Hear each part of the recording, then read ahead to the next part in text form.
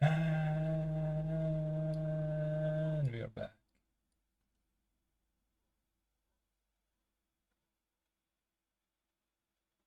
Alright, I have 3 videos here I want to watch. Start with this one. Whilst we wait for my food, play the video. Play the video, PC. Because I know that I have a visceral reaction when I see videos that seem to run counter to my views. Yeah. And I believe that everybody or most people have that feeling. And you try and fight against it and go, no, I'm going to watch this thing that Gary Lineker's just put out about Israel or whatever. Because my immediate reaction is my head wants to dismiss it before I've even watched it. Because I think this guy's an ideologue. He's on the other tribe. Idiot. Yeah. So all the things that, and I agree with everything you've said, but they must also be going, gosh, these people on the right, you know, when they sit down and actually, because most of them just go, they're all psychopathic Nazis, they think we are.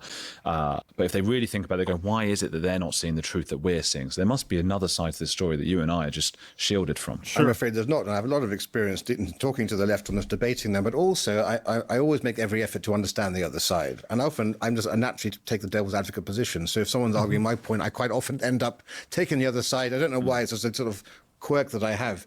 And actually, I did a paper, a chapter in one of our books on reforming the education system as one way to try to get rid of woke and one way to actually increase respect for free speech. And one of the things I advocated for students to do in primary and secondary school is to have, you know, every couple of years, force all students to debate an issue from the opposite side they would normally do, so that they're we had forced to do this in 12th grade. to consider the validity of other points and express them. Now, one of the things I always do in podcasts and interviews and debates and so forth is I try to avoid doing what many people on the left and the right do, and that's talk theoretically and try to essentially talk about emotions and feelings. And this is why I always try to stick to the facts, because I still think the facts are undeniable. I present the facts. This guy sounds like an alt-right Nazi to me. Yeah, this guy's I can already see it. Yep. This guy's nuts. You draw your conclusion. I think it's quite hard to draw any other conclusion than the one that I think most of our viewers understand. And as I said, just how it is. As with my cousin, when she saw the facts, she couldn't deny them, because this wasn't my view, my opinion. This was the clear facts. And as I said, you challenge somebody, for example, to explain how diversity has actually benefited. And I had one person talk about the restaurants, but I was like, well, yes, they're all added. We've got the recipes now. We don't need them any longer. I know where you got that from. Mr. Bean. Yeah, so that was not the 9 o'clock news, I think, yes. Oh, God. And then the other one, of course, is the slavery and reparations. And I say, well, you want reparations for slavery? You living in America, living in Britain, living in the Caribbean. In what way has your life been hurt by slavery? How have you actually been disadvantaged by that? You're living in a country which has a life expectancy far longer than in West Africa. Your income is 10 times higher than in West Africa. Explain to me. And they never can. And you'd have to take money from the black families who kept slaves as well. Well, exactly. And you'd also have... Well, that's different. Africa. That would never happen. If there were Jamaicans living here, they'd be paying reparations through taxes to people in Trinidad. Makes no sense at all. And of course, there were only... People want reparations because they want money. This is not really... There's no logic in this at all, right? Like, I mean, I can see reparations for something like, Japanese internment camps, because it was people that were directly affected by, like, let's say, a certain thing. But, like, in terms of overall, absolutely not. A few thousand slave owners, the majority of Brits descend from people who lived lives of abject poverty akin to serfdom in the first place, so why should they pay? But you are a victim of slavery. In what way? And suddenly all of their arguments go, because it's all based upon emotion and fluff. I deal in facts, and I think that's the only way you can hopefully bring over people on the left who aren't so radicalized. Right? That's all. I want to try to bring people who are still sitting on the fence or on the left but are reasonable and logical. You're never going to convert the complete idiots. Well, even when you did so with your cousin, who I imagine was not the fact that she watched it at all, she must be quite open-minded. The fact is, you're a family member, a loved one. It's much... No, being open-minded at all, like that automatically rules out like 30% of people on each side. Probably 20% of people, maybe 10% of people on each side. Maybe it's not as high as 30, but it rules out a lot of people on each side. It does. I'd say 30.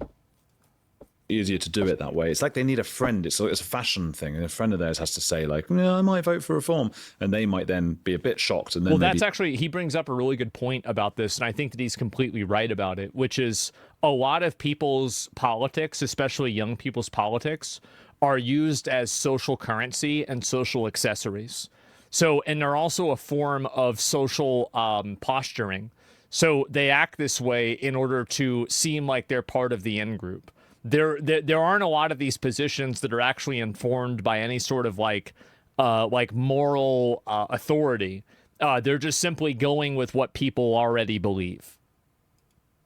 There's a huge expectation and a huge pressure for a lot of people to maintain the status quo opinion, and I think that you can see that. A few months later, and be respectful. You know what happened to decent? It's like old debates where you would shake hands after having a debate, and that now even that is becoming. So I've been a couple of university debates where people have refused to shake my hand afterwards, and you just think, gosh, you know, have we gone to the stage now where just sharing opinions now and viewpoints is a cause for cancellation? Well, they think if they genuinely think you're a Nazi, well then you don't. I get, you know, they're not right. But that's what they think, isn't it? But there's this visceral anger on the left. I mean, you see... Well, the problem with that is, and I think the reason why that's happened is because we've allowed people to exist in a world that is their truth. And I think this has happened with like allowing people to believe that they're two-spirited. It's happened with people believing that, you know, they have like these imagined pronouns, etc. And it's happened also with people that are making up definitions for Nazi or racism. To the extent that you let people live in their own world and you don't hold them accountable to what the truth and the facts are, is the point where you diverge even farther from reality. So you have people that are living in these abstractions of reality that are just totally different from what a normal person experiences. It's why mental illness is through the roof. Yes, exactly. No, it absolutely is. And so it's a consequence of free speech. Well, no, it's not, because the issue is not that you can't speak out against it. It's that people do. And I'm not saying it should be illegal to be stupid. I'm just saying that people should be able to acknowledge when somebody's being stupid. But I think that really the issue, especially with like a lot of identity politics, is that a lot of people are unwilling to, for whatever reason, acknowledge and define bad behavior. And also delusional behavior. It's basically like anything that you believe you are is true. Well, that's a really, really dangerous precedent to set. That's a crazy dangerous precedent to set. You're free to believe whatever you want as long as it doesn't impose on others. But the problem is that people may be free to believe that, but the difference is that other people don't feel free to oppose that. And I think that's really the issue.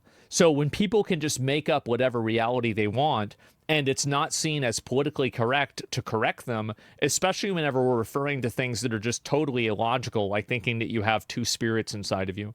This is a mental illness, and it shouldn't be treated as anything else other than that. Nobody should be playing games with this. Nobody should be trying to accommodate this. Nobody should be taking this seriously. It should just be immediately discarded and viewed as retarded, because that's what it is.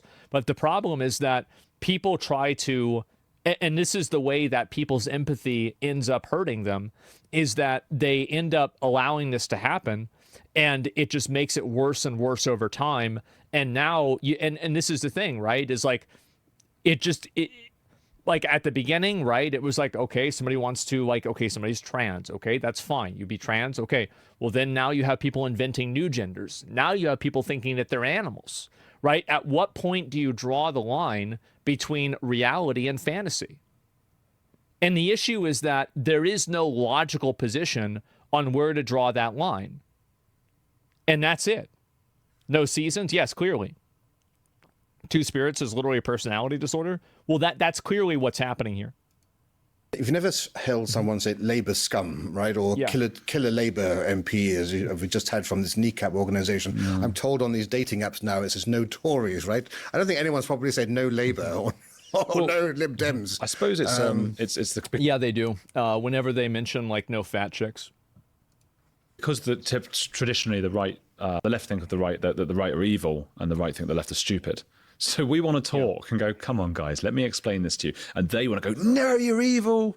Well, as the old adage says, if you're not a liberal at 25, you have no heart. If you're not a conservative at 35, you have no brain. Yeah, This is the thing. Bloody hell. Well, and what is Keir Starmer? I mean this almost in an existential sense. What the hell is it sort of a robot, a kind of a parach? How do you say that word? Parachik? Or Apparatchik. Apparatchik. It just seems just blank slate kind of thing. Well, it's clear he's clearly not a person with any political acumen or instinct. I mean, it's been nothing but calamity after calamity. 91%. Yeah, guy seems like a joke. Watching I'll be Heretics honest. clips are not subscribed. Okay. Quick favor, hit subscribe. Okay, Free, fine. takes 2 seconds, and helps us question everything together. I like that video. I do. And I think they bring up a lot of good points. And I think the problem is, again, it's letting people live in their own realities. I think that was probably the most damaging and most detrimental thing to do. Is constantly letting people live in their own realities. Oh, let me link you guys Because I the video. know.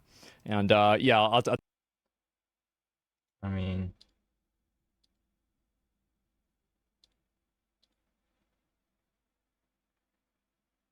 as long as you don't indulge them, right? In Xiamen, China, in the winter of 1954, air raid sirens are sounded all over the city. People scramble for cover as artillery shells are being fired in the distance. The People's Republic of China is bombarding the nearby Kinmen Islands in an attempt to take over control from the anti-communist Chinese. But troops on the islands fire back. Soon, artillery shells are raining down on both sides. Back in Xiamen, inside one of these shelters is 21-year-old Chen Jingran. As others are fidgeting, impatiently waiting for the explosions to stop, Chen is reading pages from a math book. Because he's on a mission to solve one of the oldest problems in math. A child can understand the statement, but the greatest geniuses in mathematical history have not been able to solve it. In the year 2000, a publishing house even offered a $1 million prize to anyone who could solve the problem. But for nearly 300 years, everyone who has tried has failed. So the problem is this. Can every even number greater than 2 be written as the sum of 2 primes? So that's the problem. So we can do some examples. We can say, for example, 6. That's an even integer. So can we write it as the sum of 2 primes? So those are numbers that only divide by themselves and by 1. So for 6, it's just 3 plus 3. And we can do more and more numbers. So 10, for example, would be 5 plus 5. But also 7 plus 3. There's one I want to do, one extra, which is your favorite number. 42. 42. What makes it up? 37 and 5. 37, yeah. But there's also a sort of nicer, more methodical way of writing this out, and it will help us build some intuition. We'll start by drawing 2 diagonal lines. I'm building like a pyramid of prime numbers. Right. So we're going to start at the top. We're going to write down 2, then we'll write down 3, 5, and this is going to be a good test of how well I know my primes. Then we'll do the same on the other side. Okay, and now what we're going to do is we're going to draw a line from each prime. Can you see where this is going? And where they cross is every sum? Yeah. Now we can start adding them. So we get 2 plus 2. 4. 4. 3 plus 3. 6. 6. You can see we're starting to get all these numbers. The main point here is just, as you go down, not only do you see all the even numbers appear, but they also seem to appear more frequently. And it seems like it should always happen. And of course, the conjecture is that Roots here, be right back.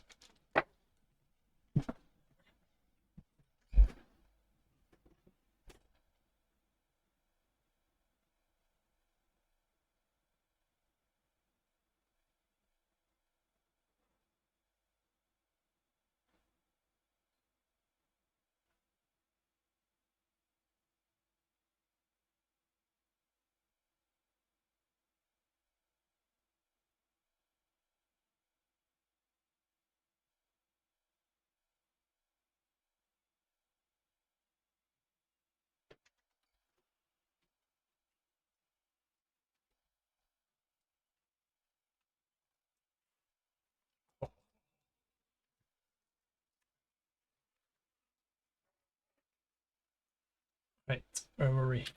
it does always happen. And that's known as the Goldbach's conjecture. Goldbach. Chen's obsession with the conjecture goes back to his high school years, when his teacher stood in front of the class telling the students all about the sciences and said, "Mathematics is the queen of the sciences. Number theory is the queen's crown. And the Goldbach conjecture is the pearl on the crown." Shortly after, the teacher said, well, perhaps one day, one of you kids will solve it. And then the whole class burst out laughing. Everyone, except for Chen Jingwang. He later said, "I did not laugh. I did not dare to laugh. I was worried my classmates would know my vision. But I never forgot this lesson, to always remember the pearl on the crown, and to never forget my aspirations or ideals." And now, as air raid alarms are ringing, he's maintained his vision. He's working on his math, trying to solve Goldbach's conjecture. And then it's like, well, who the hell is Goldbach? Do you know Goldbach? I know nothing about Goldbach. Christian Goldbach is a little-known Prussian mathematician who grew up in the early 1700s. At first, he mostly studied medicine and law, only occasionally dabbling in mathematics. But then, in 1710, at the age of 20, he set off on a 14-year and over 4,000-kilometer-long journey to meet some of the greatest mathematicians alive. In Leipzig, he met with Gottfried Leibniz, the co-inventor of calculus. And in London, he met with both Nicolaus Bernoulli and perhaps the greatest mathematician of all time, Sir Isaac Newton. He then finished his trip around Europe before ultimately settling down in Russia at the newly formed St. Petersburg Academy of Sciences, where in 1727 he met his most important connection, a 20-year-old math prodigy. Can you guess who? Leonard Euler? Leonard Euler. The two quickly became friends, bonding over a shared obsession with number theory. Then, in 1729, Goldbach moved to Moscow, but the two stayed in touch, writing letters to each other for the next 35 years, literally until Goldbach died. It was in one of these letters, on the 7th of June, 1742, where Goldbach scribbled a line in the margin. It was not the exact form of the conjecture which now bears his name, but something related. It seems that every integer greater than 2 can be written as the sum of 3 primes.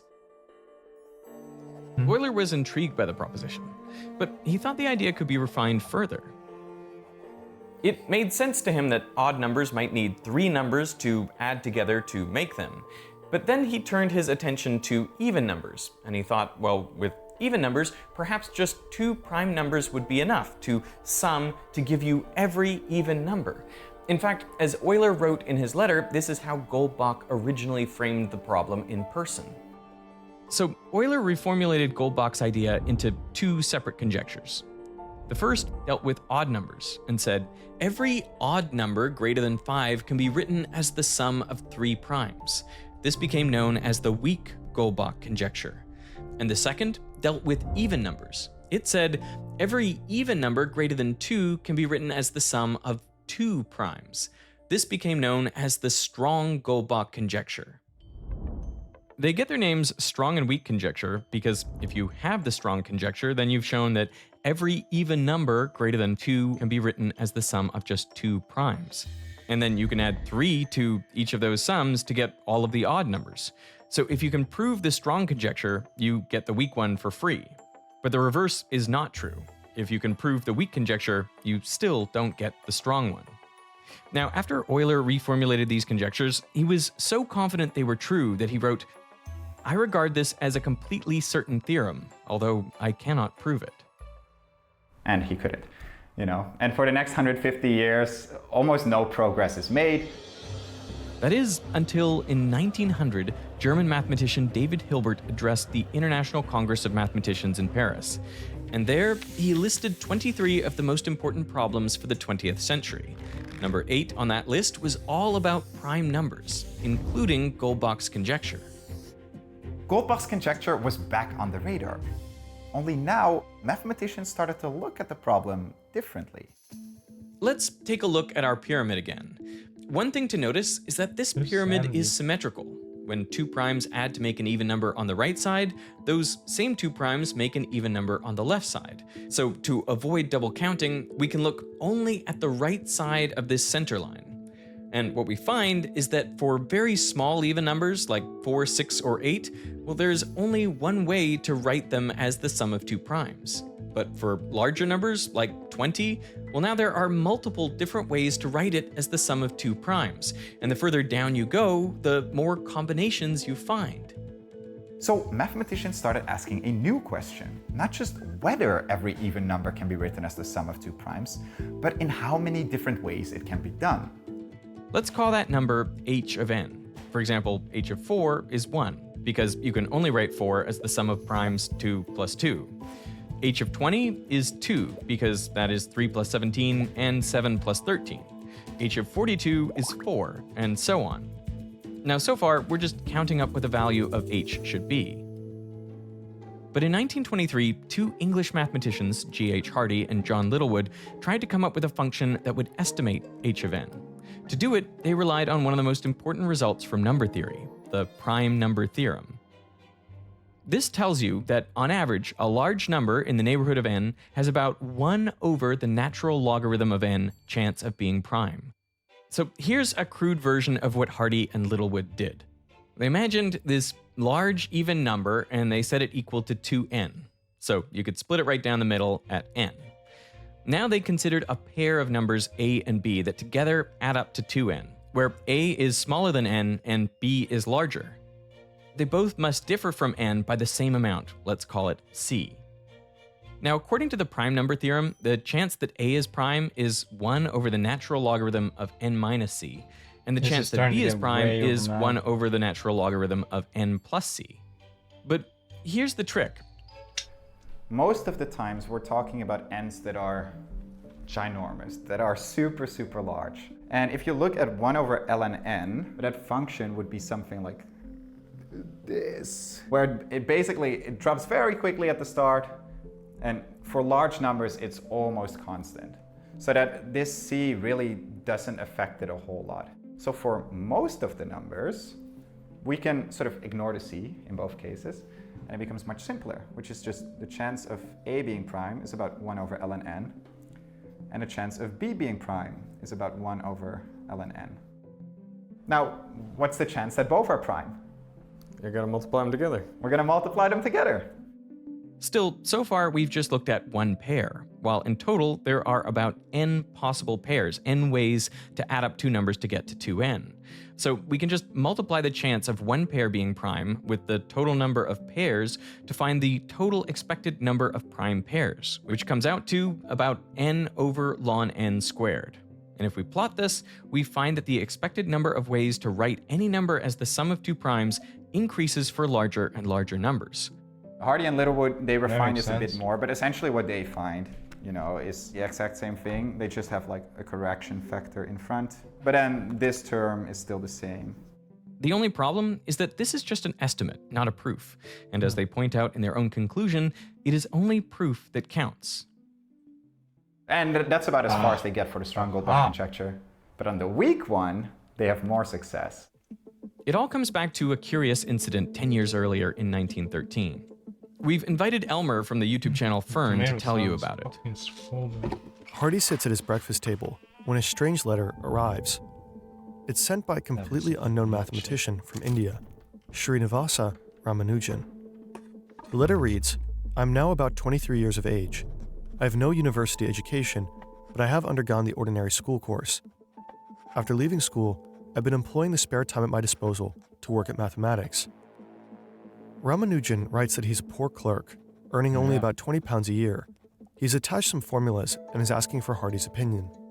The letter is over 10 pages long and is packed with over 100 theorems, many of them highly advanced, yet Ramanujan provides no proofs and very little explanation. There's a movie about this. Hardy is astounded. He has never seen anything like it. Some are already known, others are completely new, unknown to the world. And then there are results that seem impossible, like that the sum of all positive integers up to infinity is negative 1/12. How did he come up with this? Hardy shows the letter to Littlewood. The two stay up until midnight, going through the manuscript, debating whether the mysterious author is a genius or a fraud. But it sounded like Hardy felt these couldn't be crank results because you couldn't imagine them if you were just a crank. They're too fantastical to be the work of that kind of second-rate mind. Only a really phenomenal, off-the-chart genius could have come up with them. So Hardy writes back. The rigorous and strict mathematician he is, he asks for proof. Ramanujan, however, is nothing like Hardy. He works on intuition, often guided by dreams. He would just see the result, or in some mystical versions of his own telling, he would say that his personal goddess Namagiri would come to him in his dreams and write the formulas on his tongue. Wait, on his tongue? On his tongue is the version I've sometimes heard, but in any case, you planted it in his mind.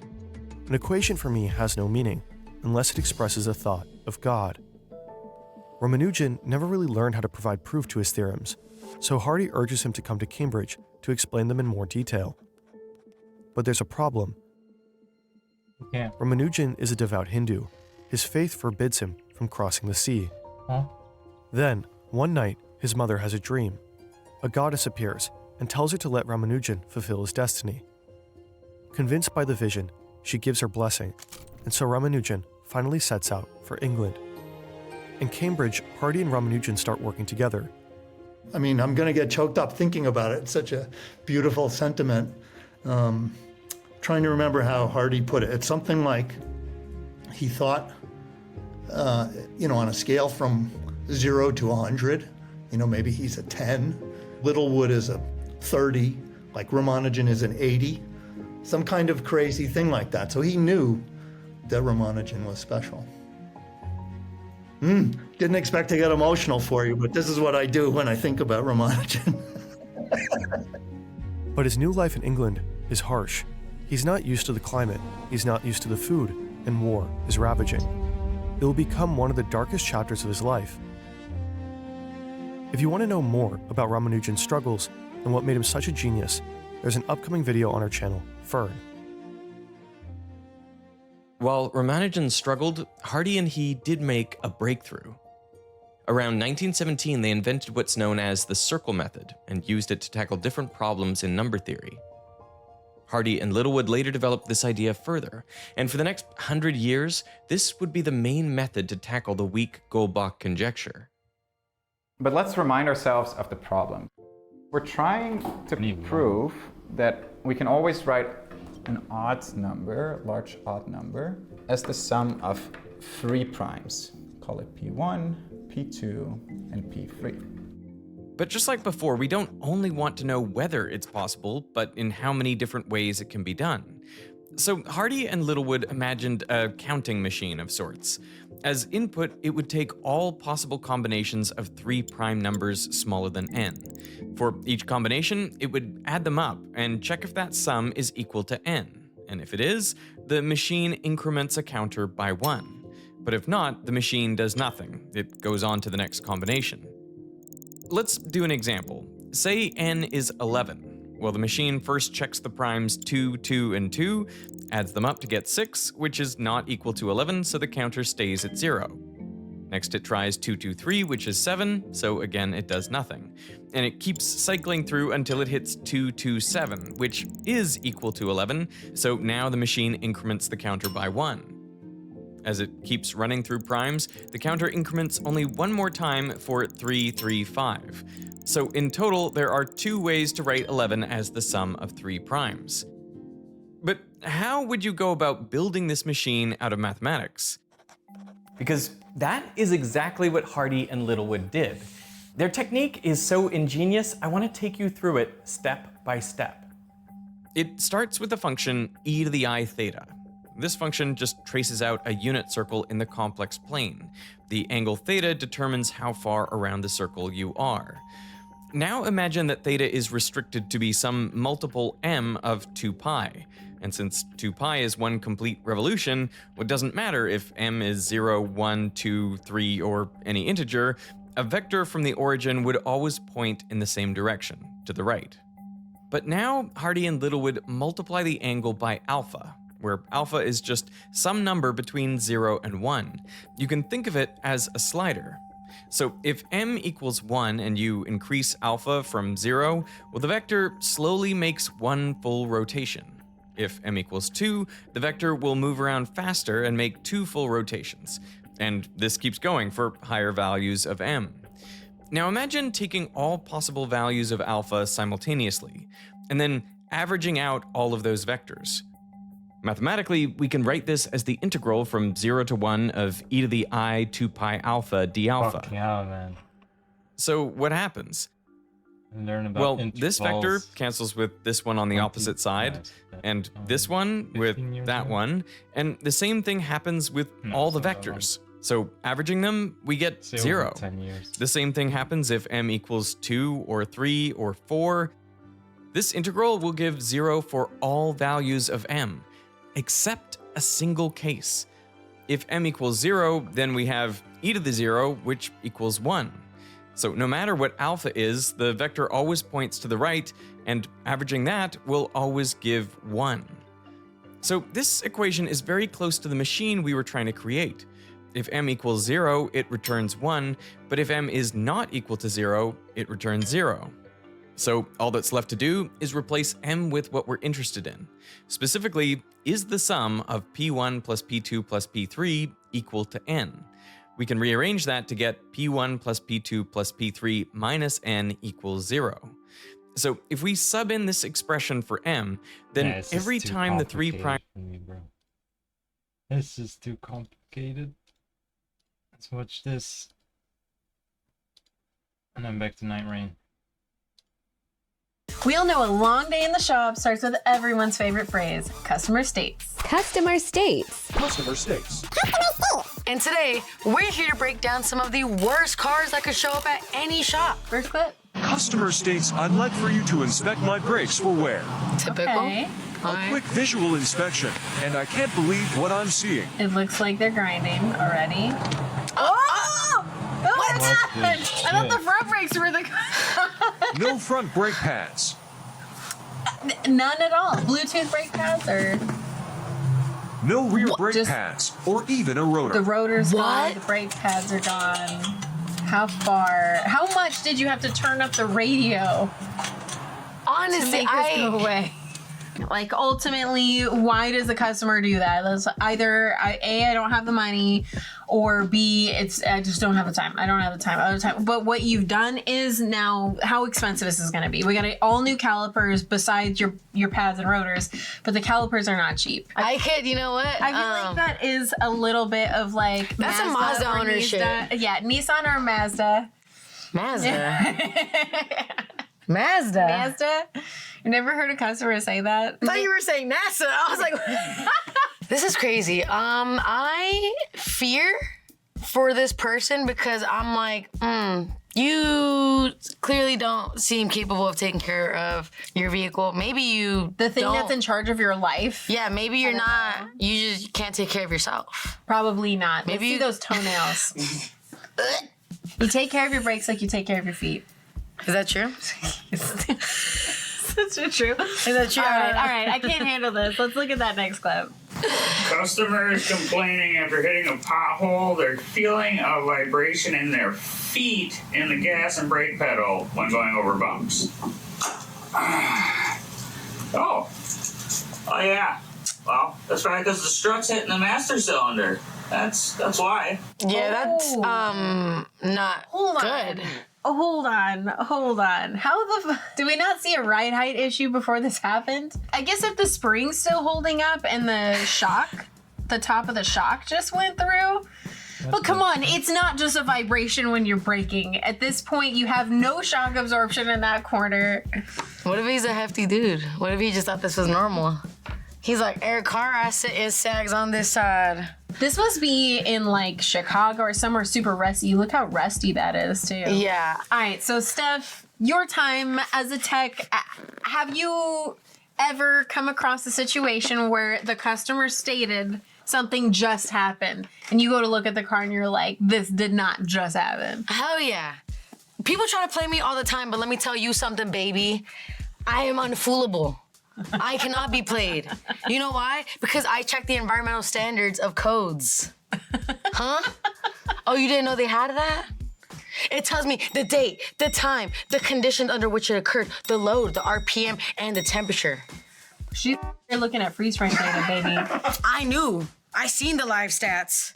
You can't fool me. She pulled up that data and took a screenshot of it. And I sent it to corporate. I said, back to Audi. I said, no, warranty, boot this claim. Out of here. Stop wasting my You're time. out. Whether it's because you're lying because you're nervous that you seem a little silly, or because you're just a scummy person, sometimes you can get away with it. Sometimes tech may not even care. But sometimes you get me. And guess what? Police stuff. Occasionally I'm having a bad day and now it's your problem too. Just tell us the truth. Tell us the truth, and we may laugh at your expense, but we'll get the job done in a timely fashion. Honesty is the true policy. Mm-hmm. I want to take a look at that next clip. Customer states, I'm hearing noise while driving. Yep, that'll do it. Just a slight noise. That lug nut is hanging on for dear life. That takes immense willpower and strength from one lug nut. Made it here is a miracle. Jesus Christ. Like you were saying earlier, sometimes a lot of negligence comes from either you don't have the time or you don't have the money. More times than not, people don't have the money. We get it. Car repairs are freaking expensive. Honestly, if you're real and honest with your mechanic, they're more than likely going to be willing to work with you. And honestly, I mean, giving this person the benefit of the doubt, we'll say that it was someone else that maybe, or maybe it was just a freak accident, I'm gonna bet that they cross-threaded somebody either cross-threaded or just over-tightened the out of them or whatnot. But here's the thing. There is a little bit of responsibility on the driver in that, like, list. Two of them clearly snapped off a long time ago. A long time ago. What are you talking about? It just happened. Oh, just started making Check the environmental conditions on this. Environmental conditions, yes. You got a nice mechanic. You're lucky. Value your mechanic. Yeah, further, again, proving that if you hear something, say something. Some people just know they could save hundreds on car insurance by checking Allstate first. Of improvisation. Next clip. Customer states. It's a Dodge, so there's already a problem. Station, went inside, came back, and the vehicle only cranks, will not start. Okay. So I was trusting. I've tried it too many times. The battery's dead. But let's take a look at this.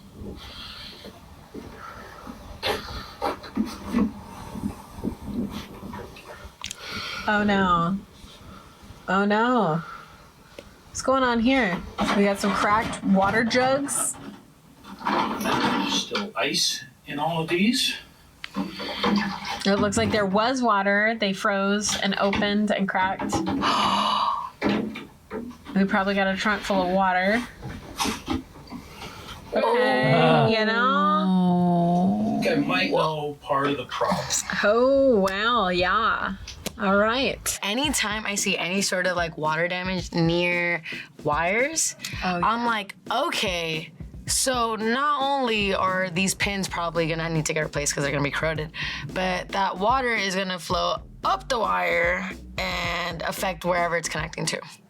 Yeah, we get probably a number of issues. I imagine multiple things short. We already have a sound. I can see we got a sound system back there too, with some speakers that probably got flooded there too. Yeah, it's not a fun day for this guy. That was very clearly a silly little goofy mistake. Don't carry water jugs, multiple water jugs. Where your battery's at? Where your battery's at. Probably not a good idea. All right, Steph. I know you've seen some of this water damage type situation before at the dealer. What do you think, ballpark, this is going to take in the shop? How long do you think this car is going to be down for? You got to let it dry, yeah, and then honestly, you got to just start checking out that wiring. I mean, what's cool is that, let's say if it's from that speaker, it goes straight to a module, and it's a shorter wire that I can follow all the way through. I can kind of check to see if that water made it all the way to the other side. But it's going to be tough to say then and there. I mean, who knows? This car, it might take a month down. Customer finally gets their car 2-3 months down the road. Now they're saying, I got electrical issues. Right, and I got a short here, or when I turn this on, this also turns on, My bass ain't kicking no more. Yeah, water issues are just no fun for anyone involved, customer or tech. They are pretty gravy though. Yeah, right? I love it. I see this, and even though it's kind of a headache, once I figure out everything that needs to get replaced, then it's gravy train all day. Right. Choo choo. Put on a nice little song, get in the zone, dim the lights. Dim the lights. All right, let's check out the next clip. Yes, please. Customer states, my truck is lacking power like crazy. It feels like I'm loaded and driving up a hill at all times. Help. Help. No issues Me here. too. Let me check. It's a dirty air Here's your filter. problem, bud. Your air filter is plugged up like crazy. That looks Let's pretty crazy. perform a drop test to verify.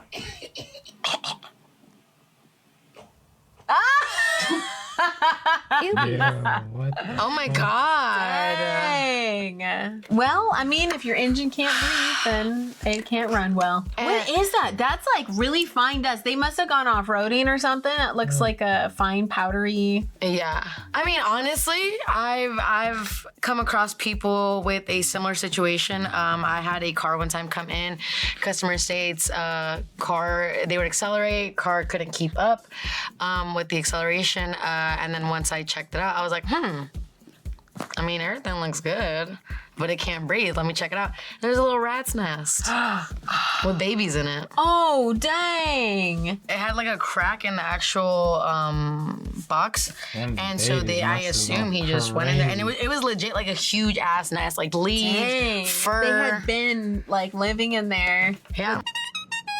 Whenever I get the customer complaint, oh, my vehicle doesn't feel like, it feels like it's lacking power, it doesn't feel like it keeps up, I'm gonna scan it. If I don't see any sort of like, I might see some misfire faults, but if I don't see any other faults, or I check the condition of the fuel and fuel pressure's fine, you know, injectors are injecting as they should. Right. It's breathing. It's usually a breathing issue. Either intake, right? You got clogged air filter, or possibly dirty throttle body can affect that. Clogged exhaust. Anything that's gonna obstruct breathing in and out, right? Yep. Science experiment. Go take a jog and with a little straw and breathe through the straw.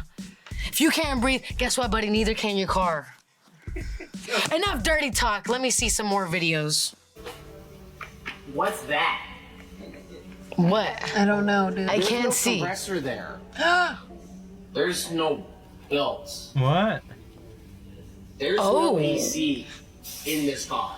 But I mean, when you buy a car, you buy as you You're didn't asking- check to see if the air conditioning worked before you buy the car. You're asking the wrong person, buddy. I only think of California. You buy it, and that's what you get. So I if mean- stuff's broken. It's broken. Missing though, like That's are kinda they crazy. complaining like the air conditioning did work and then somebody jacked them, Yeah. or it never worked to begin with because it never had AC to begin with? Somebody went in the middle of the night.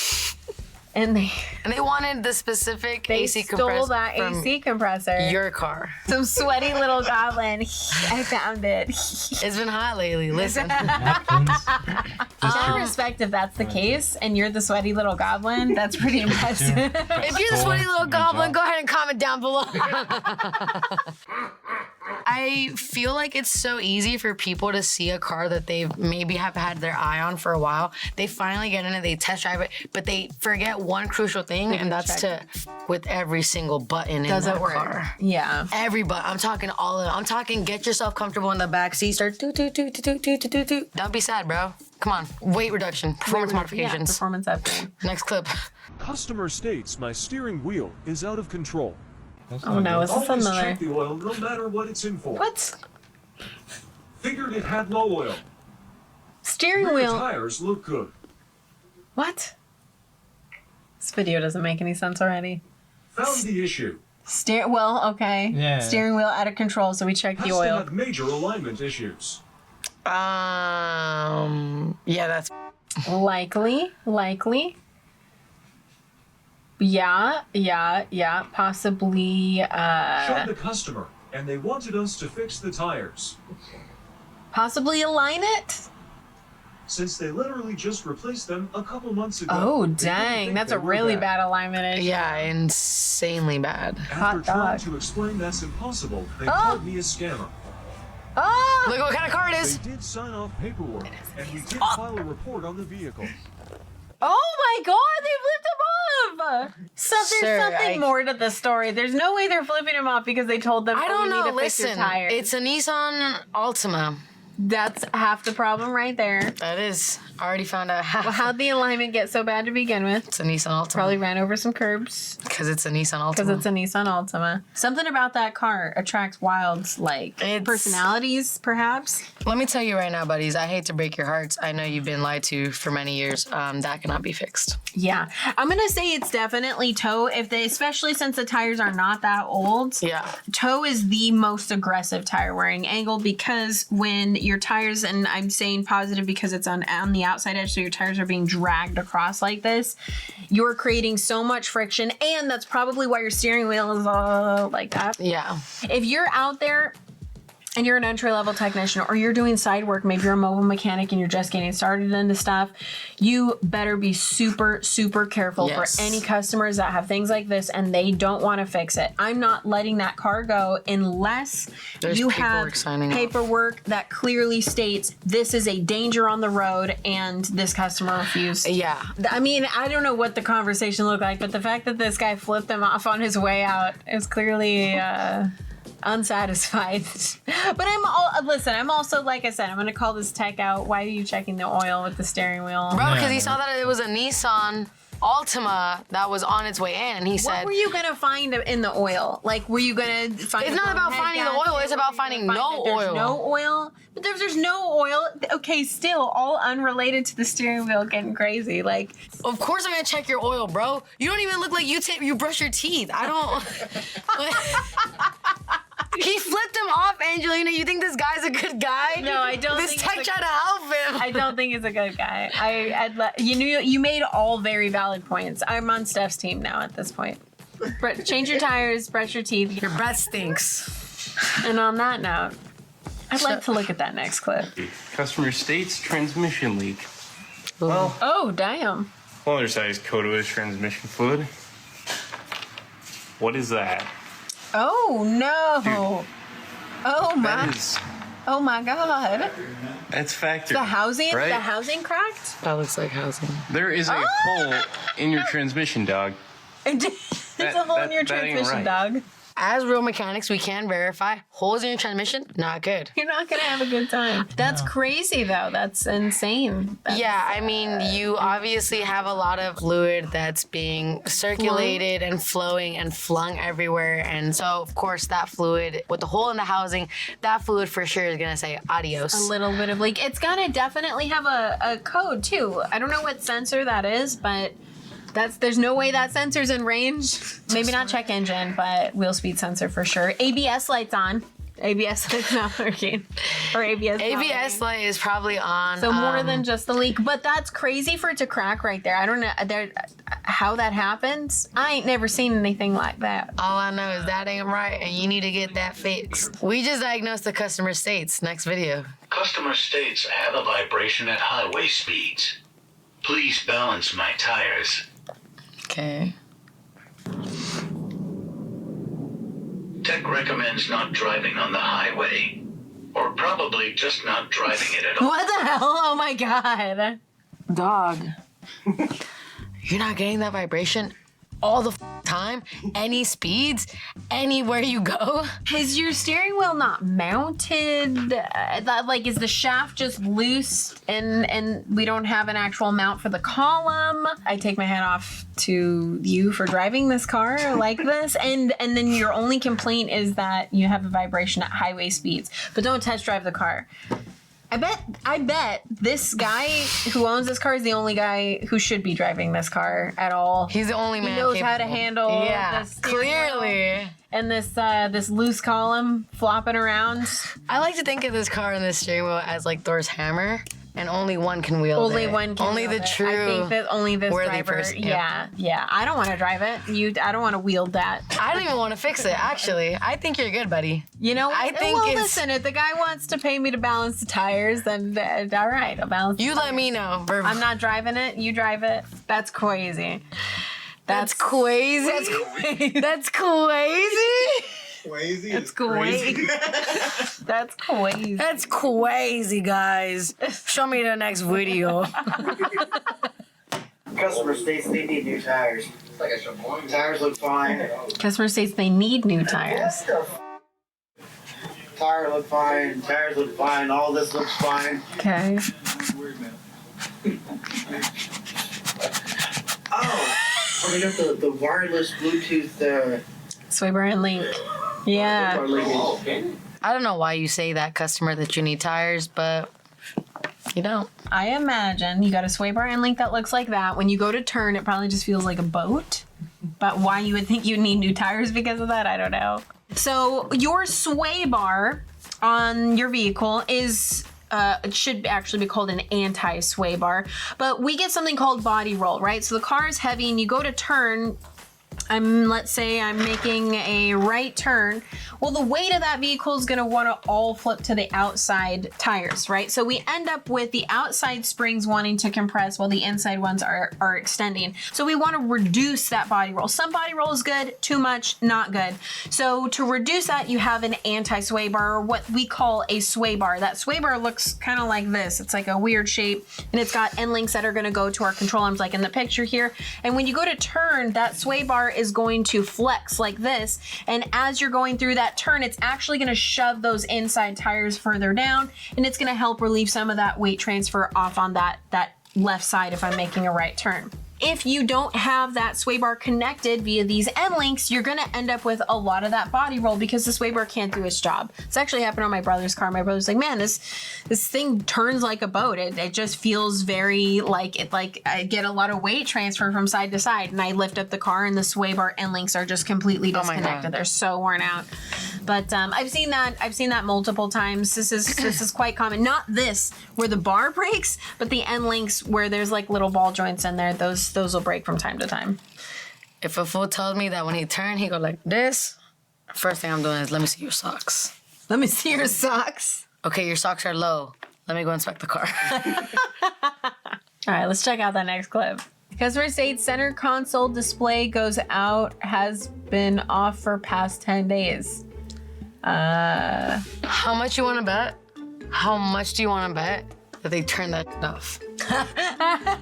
They press the button and they turn that off. Yeah, you know and what? they're like, I don't know, dude. It just doesn't work. Off. Let's check it out. I bet you're right.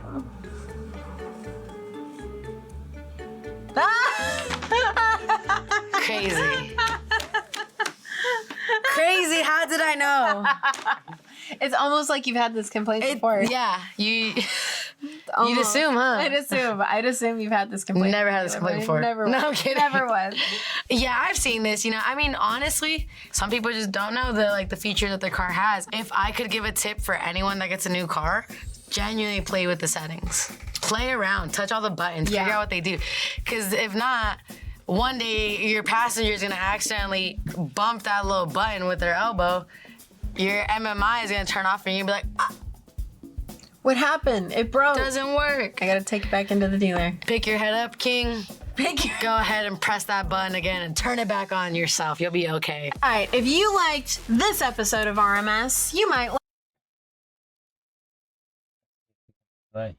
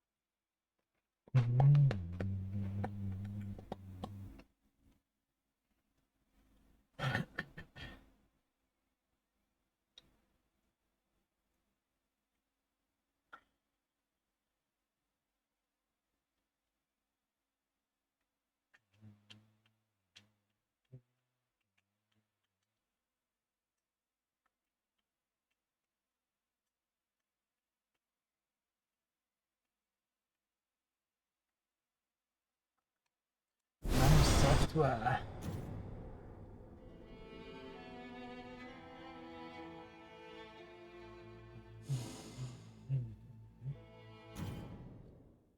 Please, don't fuck with me.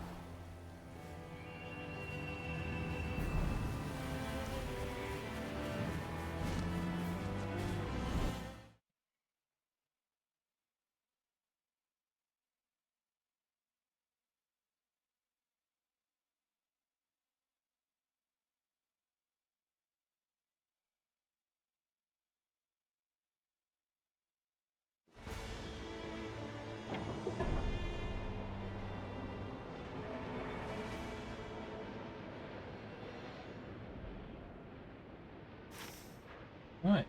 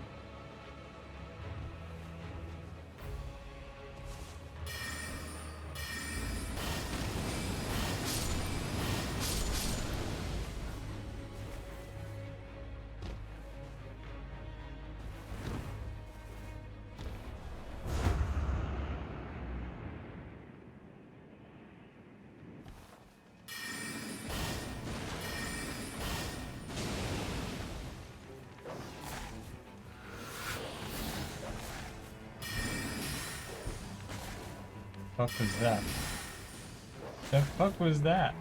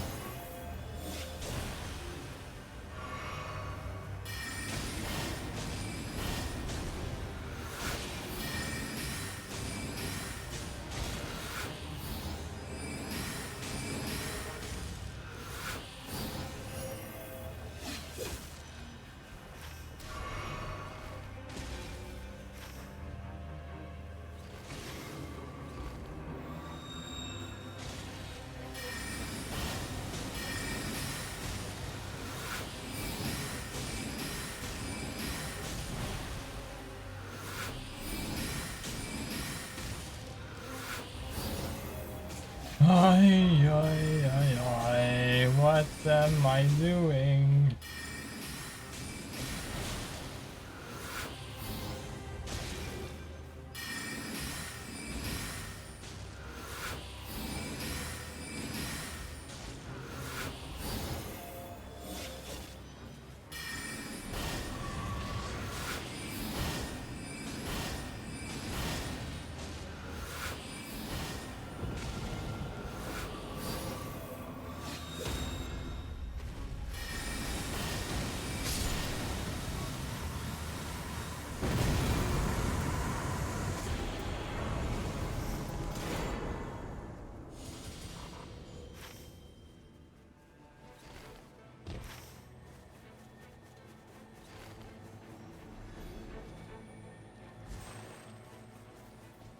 What was that?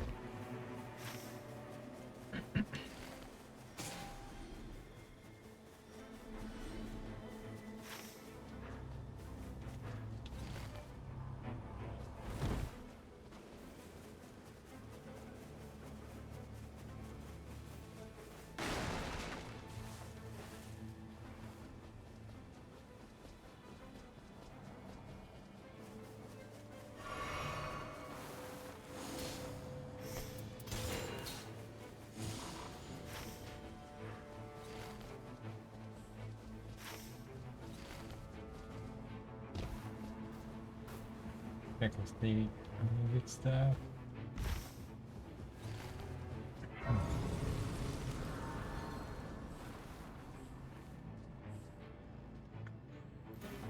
Like that. Look at that.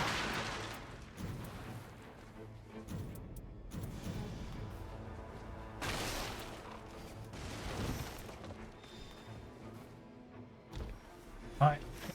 I'm gonna need to upgrade once I get something good. How are we going?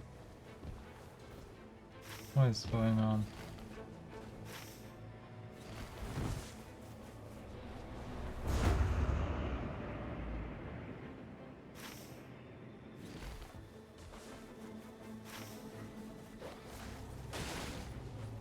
Yeah, I'll go to and cut the churches. See if we can get both of them. Unknown to death. This guy seems very for real.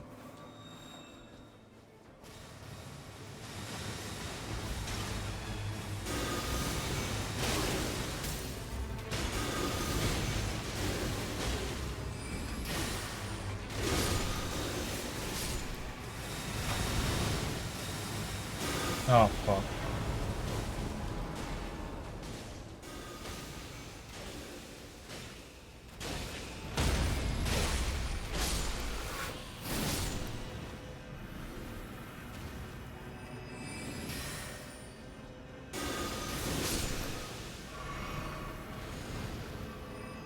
Axe and fix poison.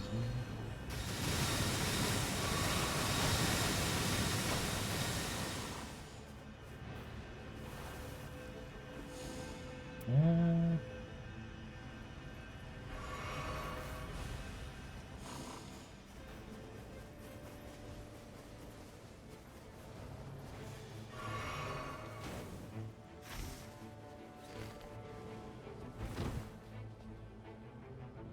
Some bears.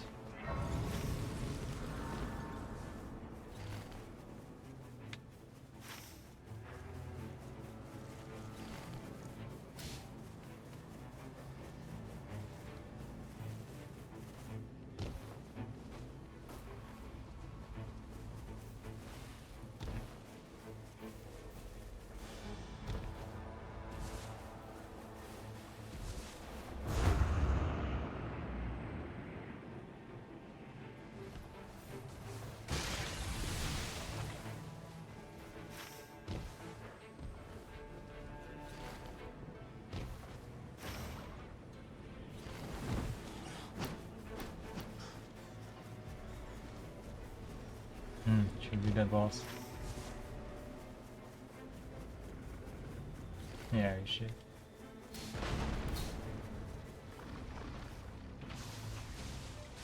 Okay, stone sword key.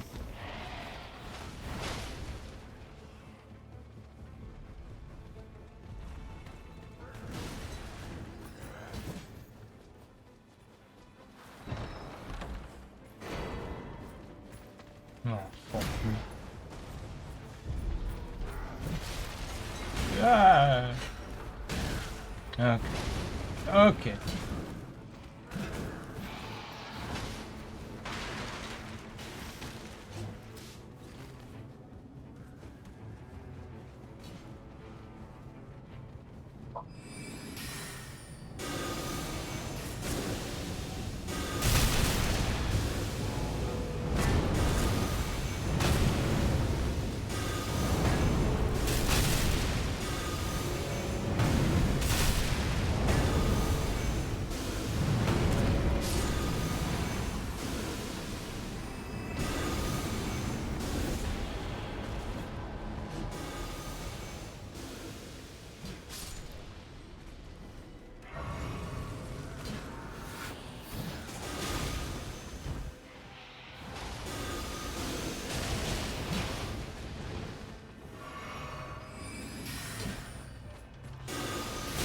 Are you fucking with me right now?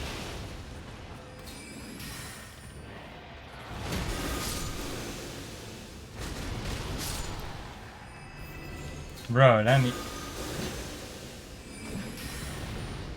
course everything moves.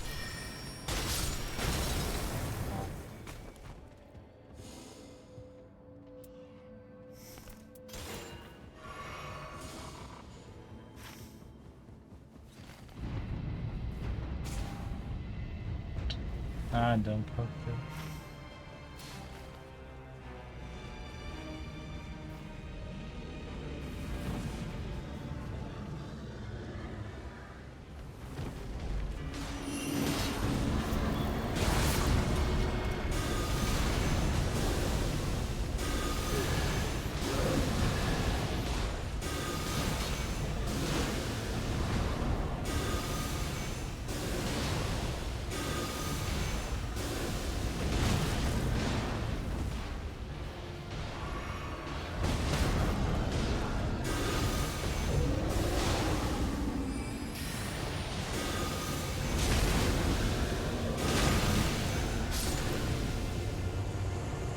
Nice.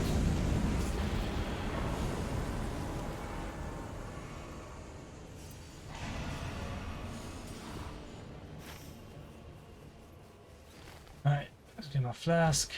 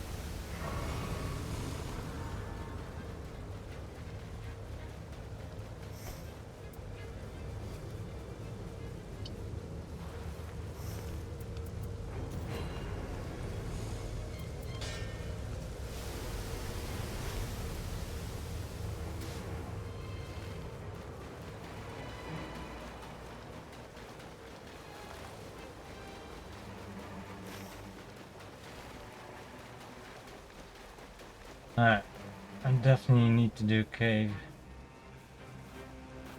Unless I'm... yeah, will I get... Last time I got it. I don't even know.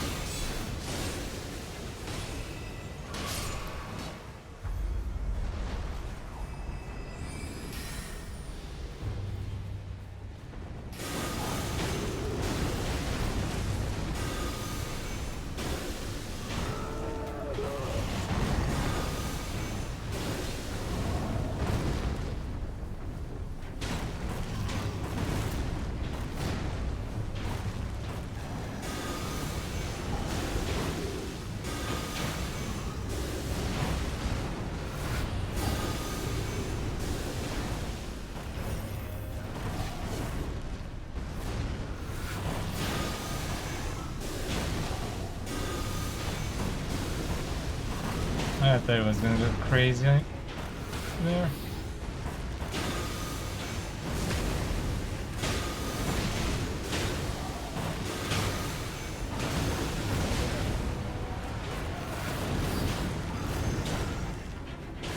Are we done? So we're done.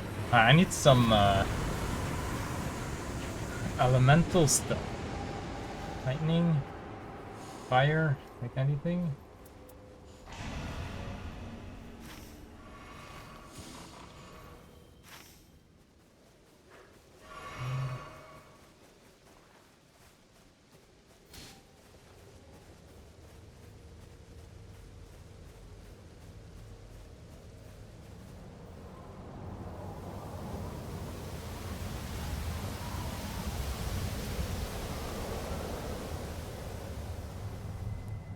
Kinda need these.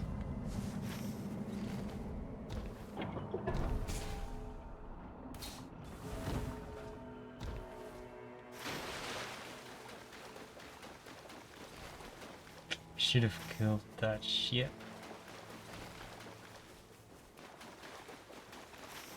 Guess we're not going back.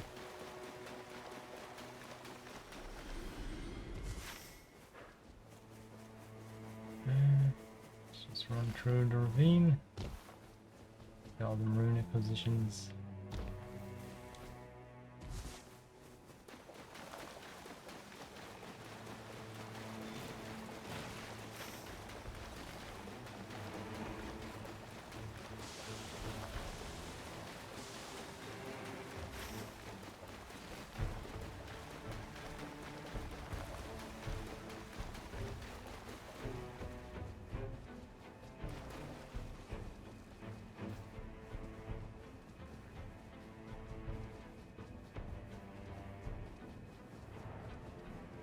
Crafted?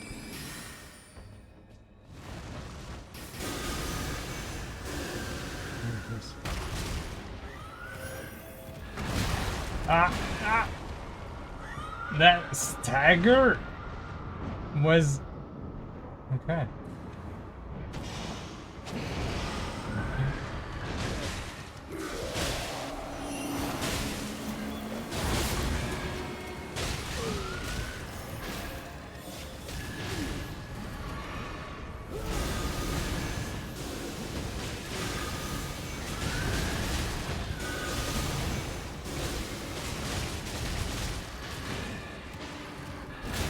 Jesus.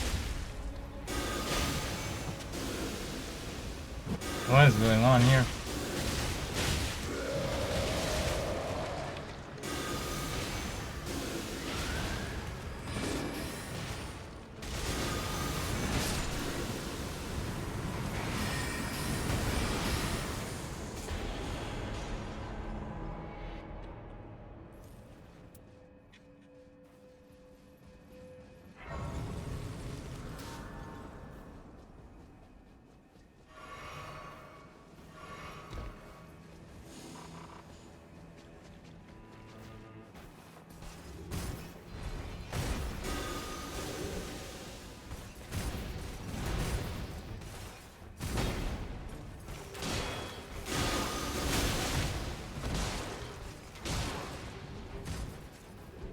I'm not finding him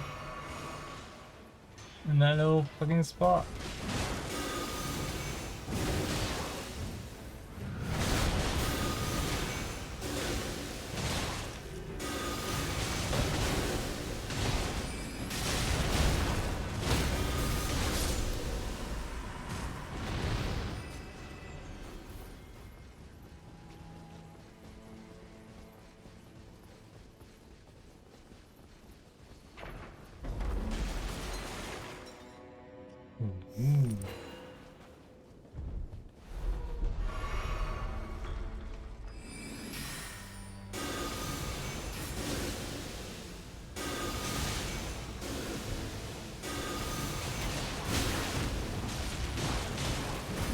He dodged all of that shit.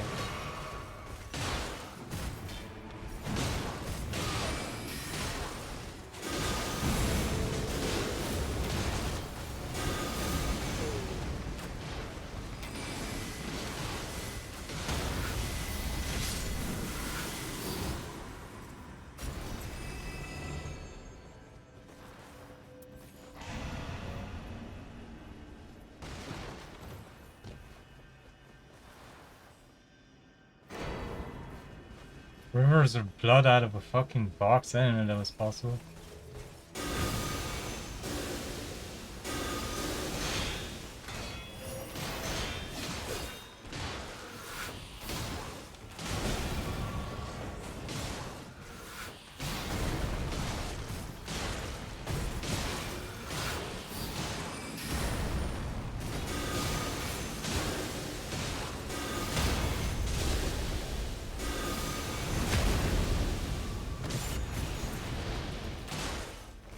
Still alive.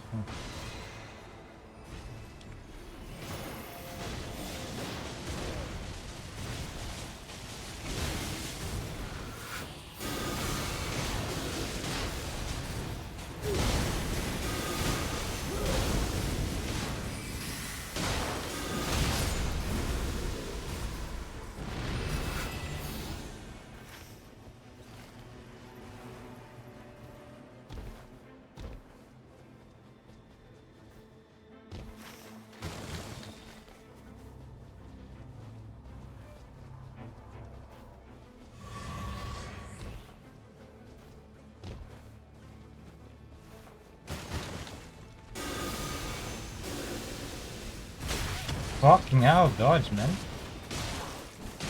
Oh my god. I am fucked. I deserve death. Deserve to be. Don't die for this, sir.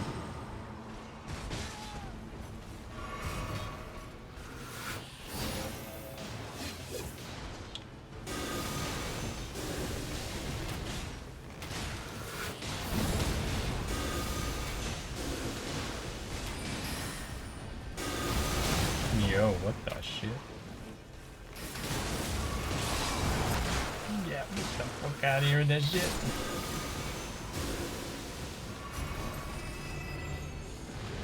Come on. Take that.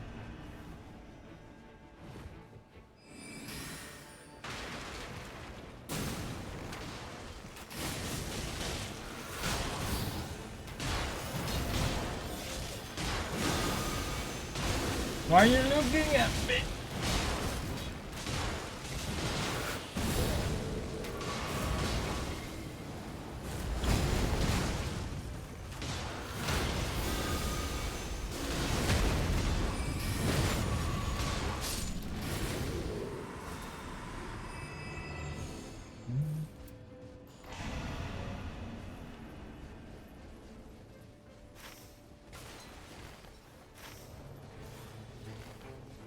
Wait, where is his brace scepter?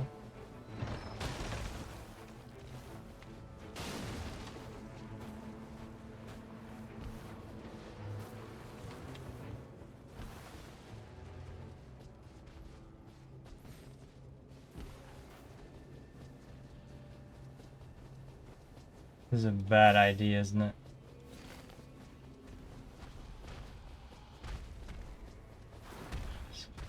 Guys, though.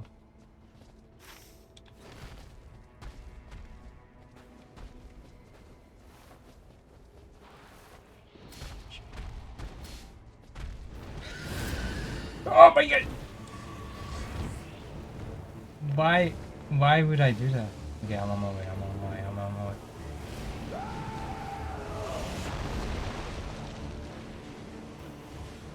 I should shoot myself. Fucking controlling that. Felt the jank and I just fucking found it. I won't die the moment you fucking arrive.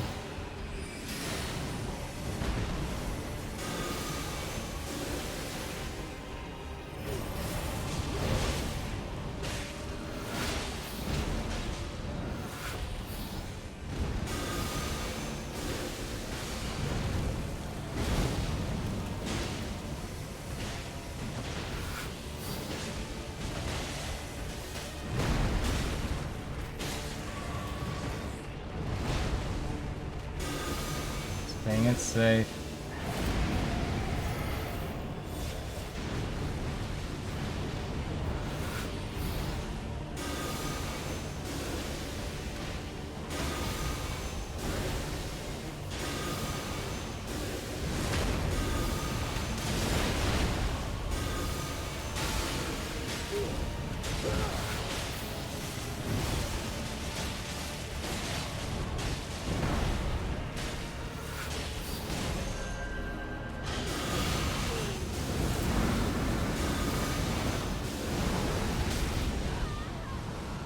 That was not worth it, brother. That was not worth it. What about?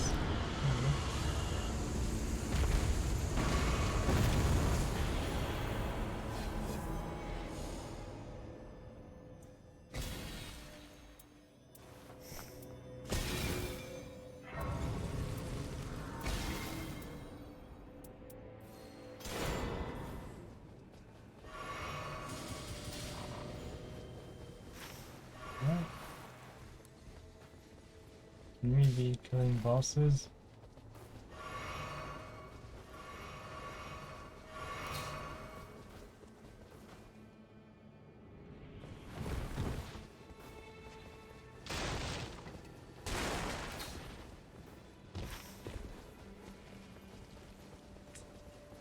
Not sure if you can make this. Probably won't be making this.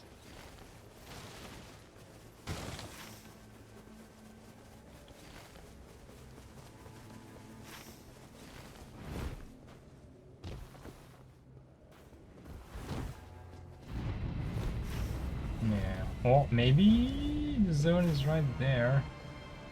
Yeah, definitely going for it. Definitely going for it.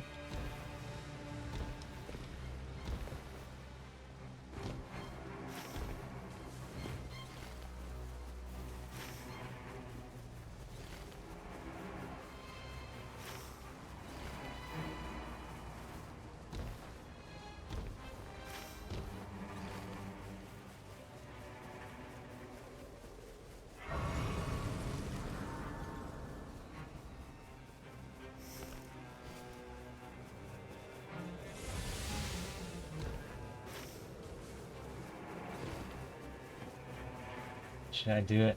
Should I pop Everjail as well?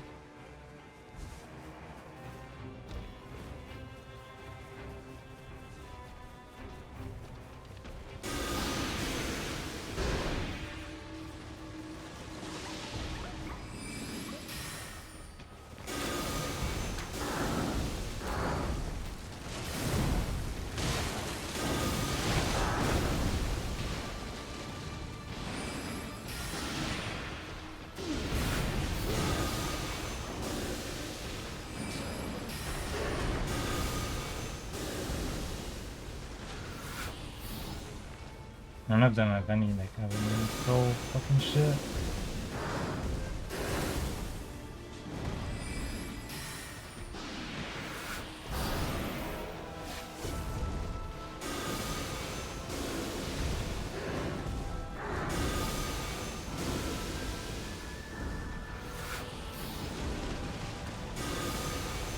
Where's this thing going, dude?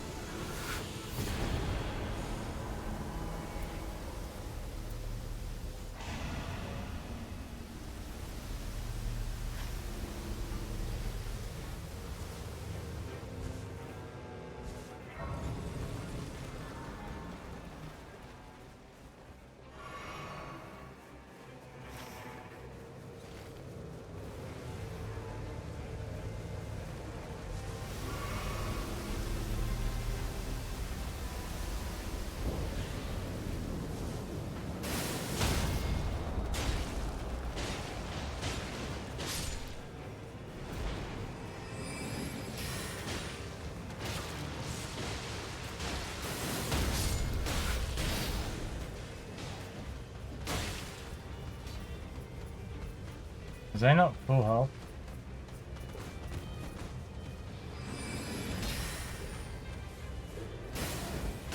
Nice dodge, bro. I'm dead.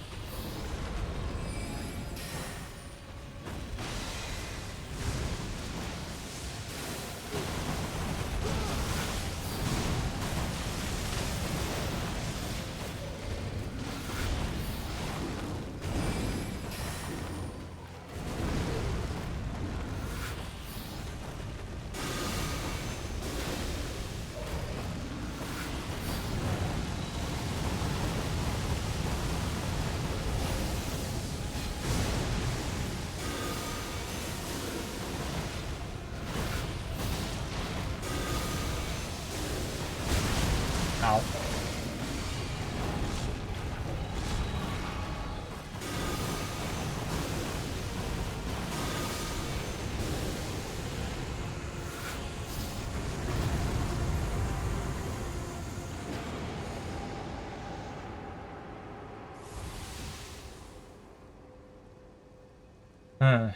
Physical damage negation. Take this round. Or boost health with flasks.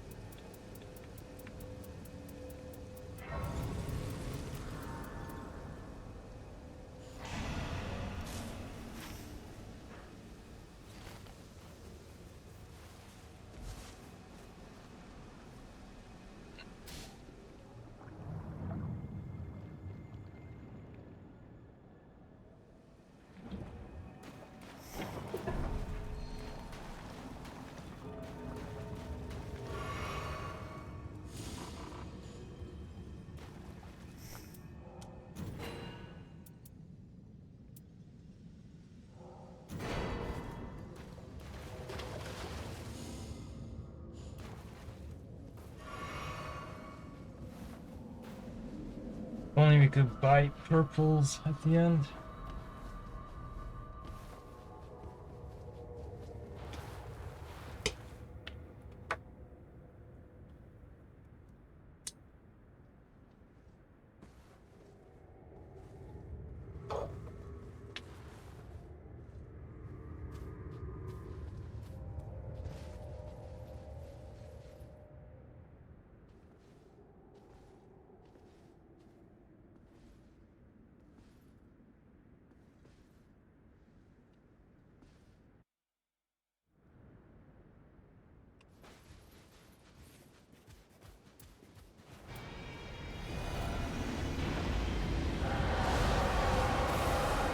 Damn raindrops in this shit.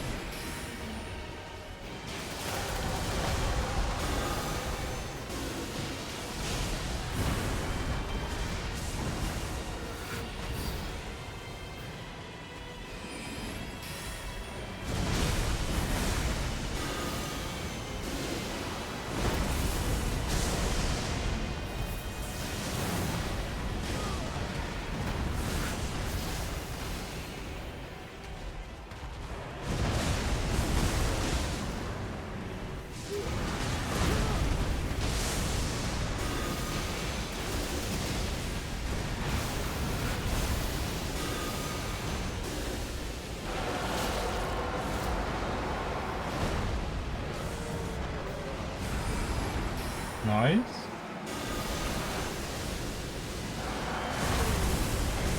What the fuck was that?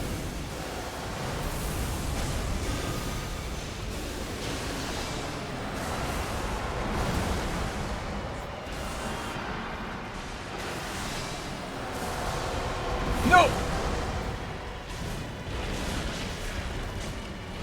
Should've just ulted.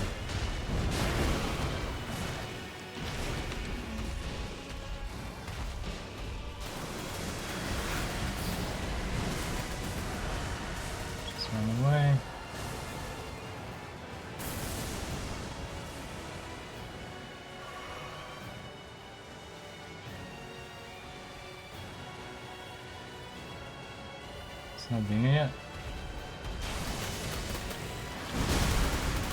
Fuck me, bro. I am so ass. Oh god.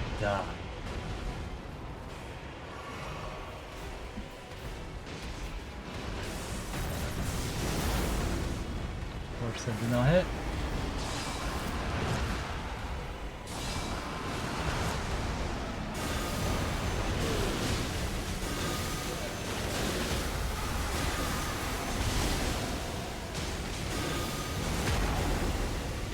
Get out.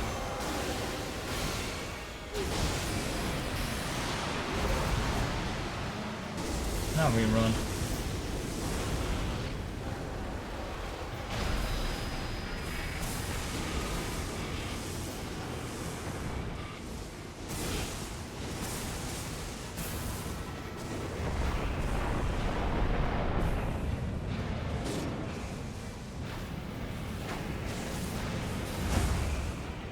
That's no good.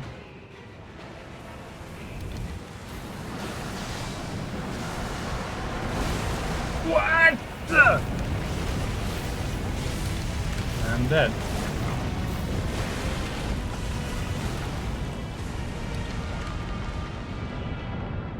One more.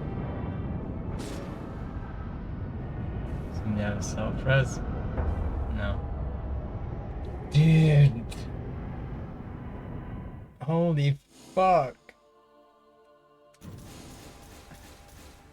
I don't think I can do it as Sork.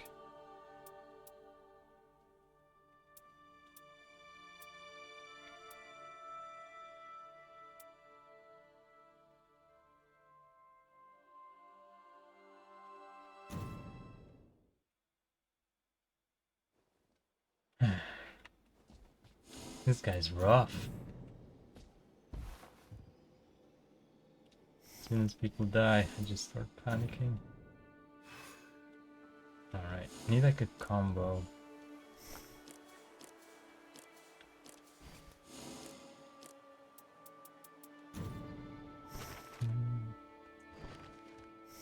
I don't know.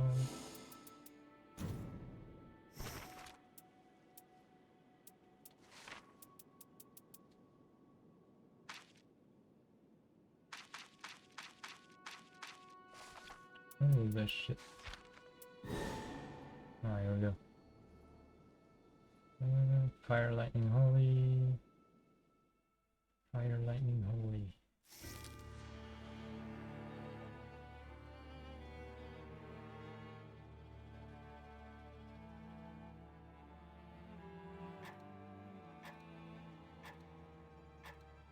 Alright, one more try as Sork. If you fail, we'll go in as Executor. So we have the auto poison.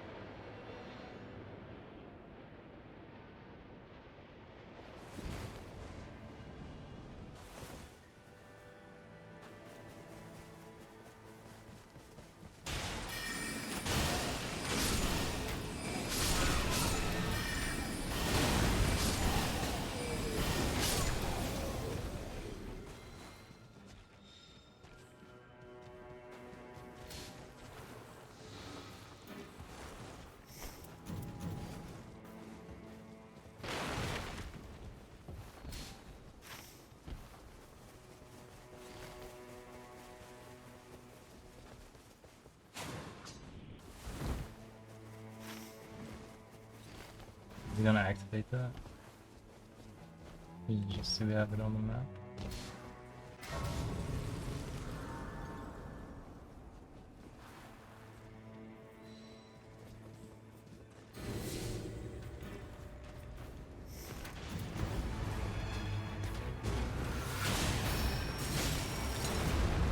What the fuck?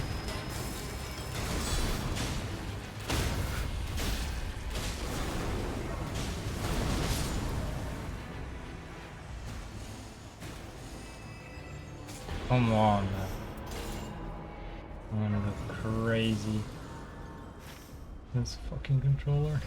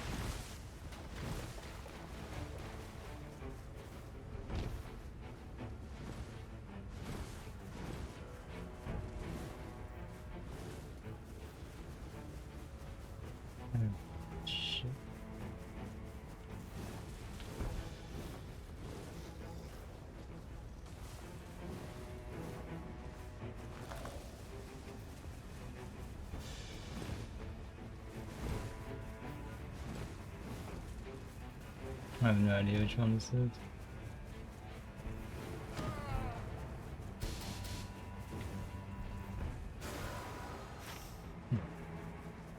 Found it. He found it.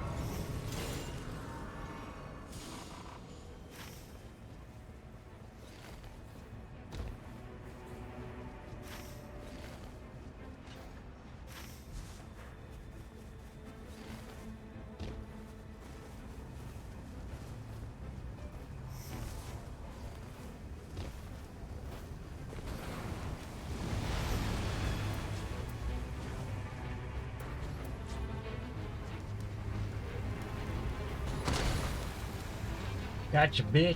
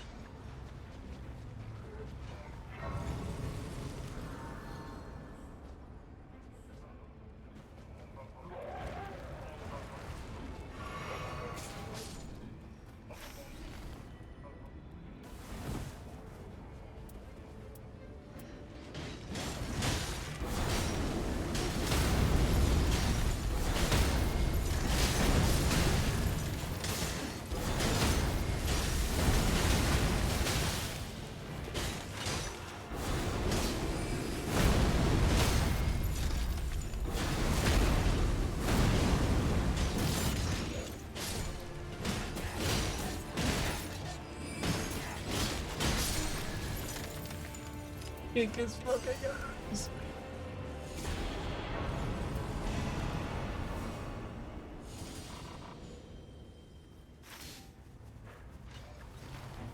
God damn, these guys are attacking me out.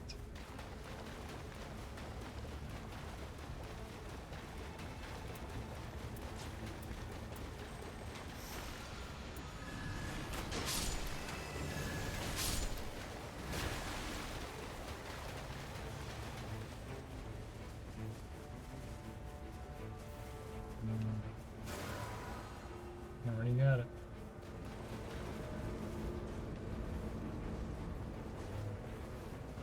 Come on, give me the shower.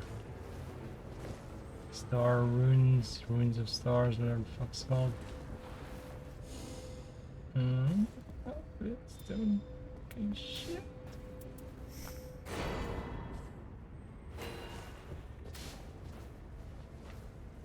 No killing the boss. So.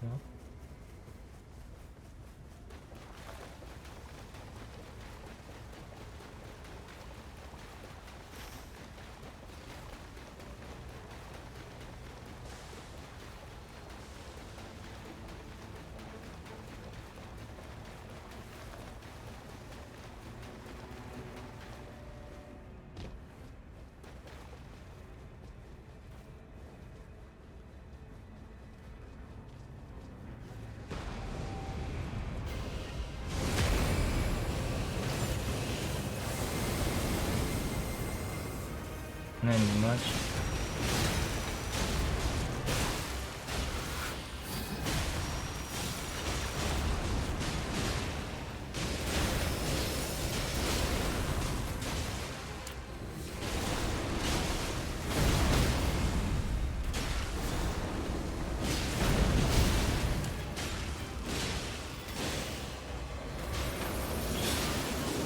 What's am I doing, man?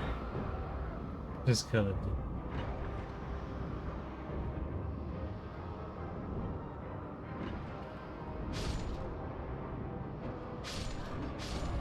Oh no, he let us die. Interesting choice, interesting choice.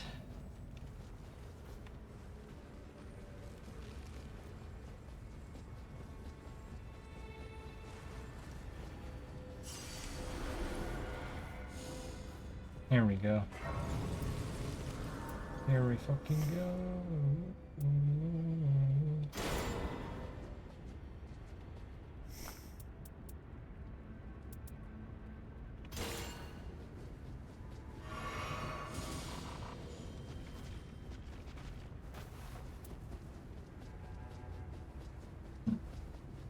Son of a shit.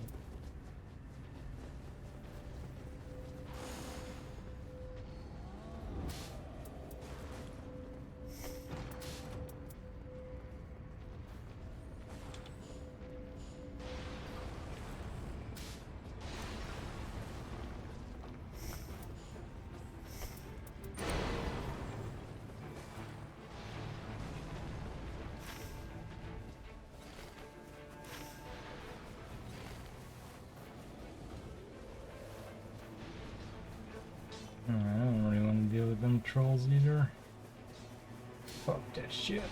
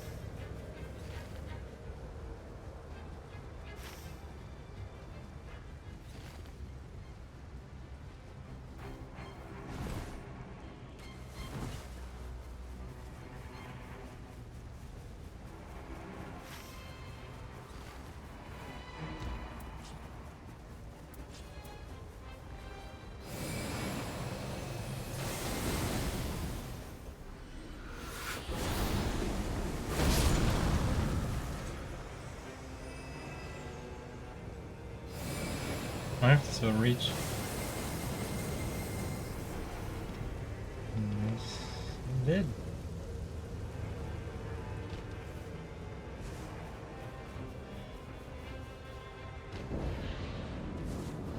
but it was.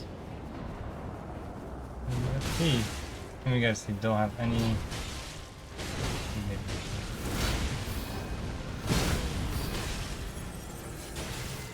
Can I target that guy?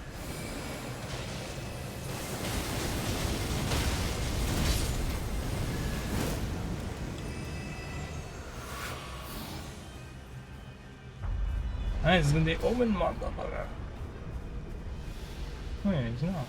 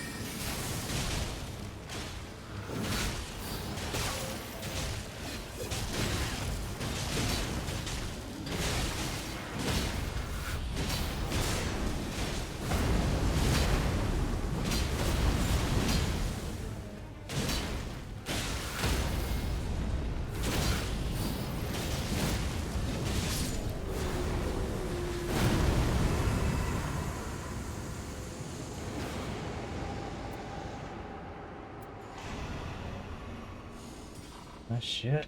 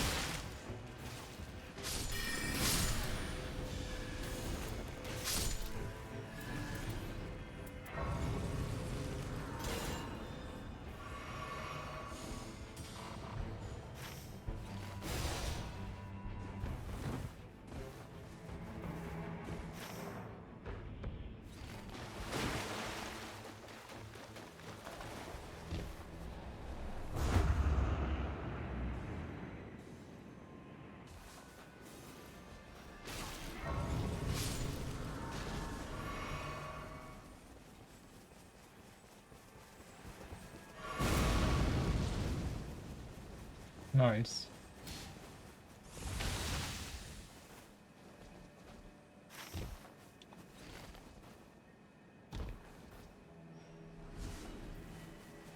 I got a copy of my previous build. Pretty good.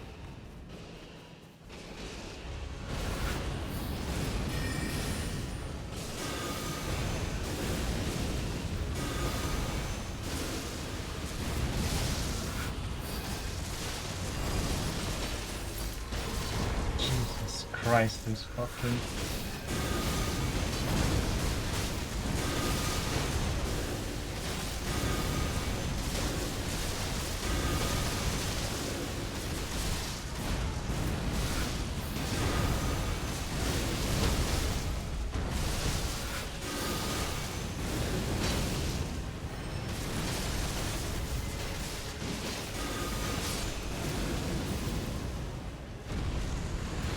I love this combo.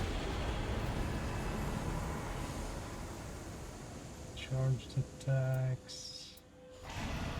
Do that.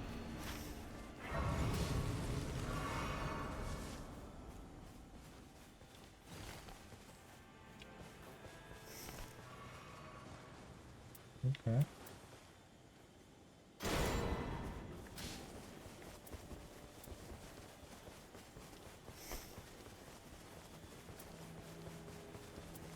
Okay. Thank you.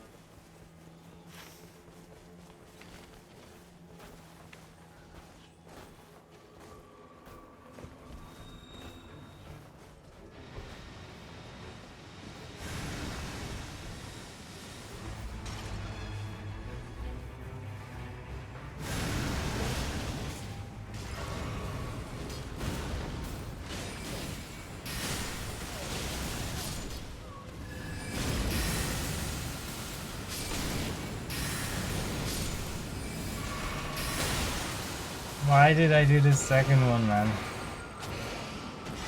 Unbelievable. You're less likely to be targeted there.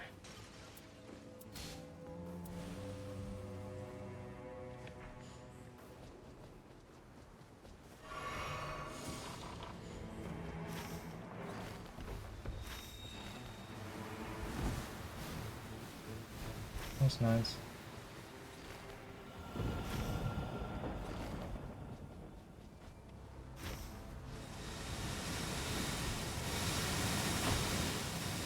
And now there we go.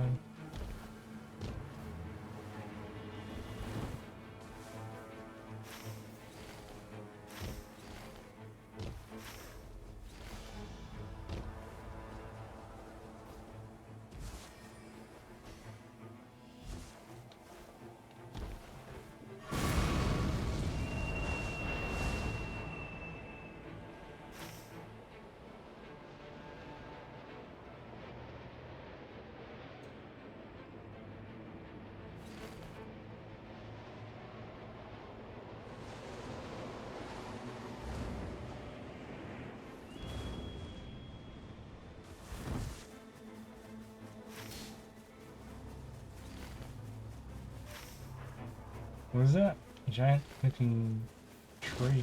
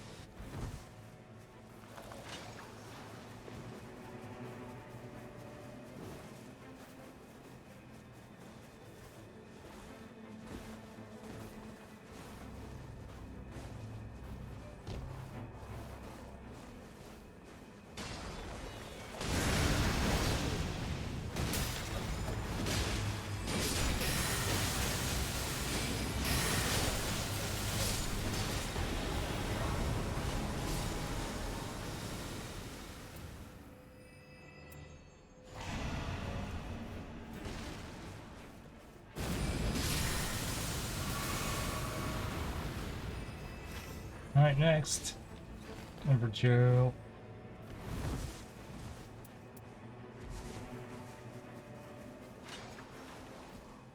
Guess they'll help out with poison.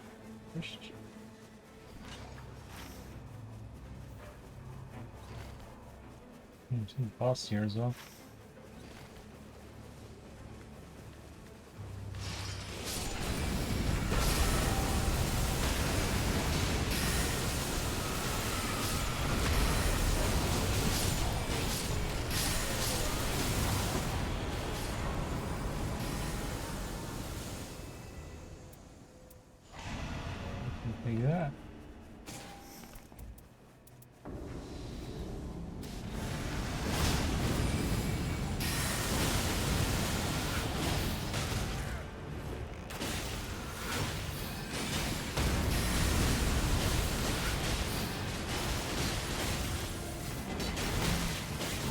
I need to be able to get out of my fucking animations quicker, dude. That's some bullshit.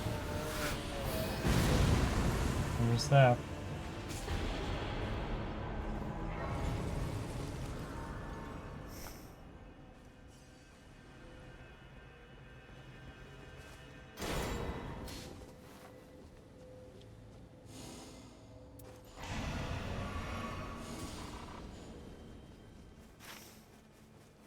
These guys are so nice, holy fuck.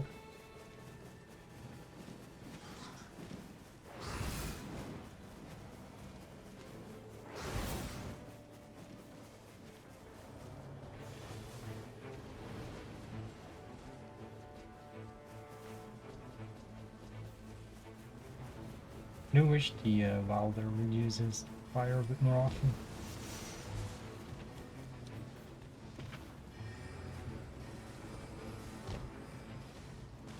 Let's go back to sleep, Alexander.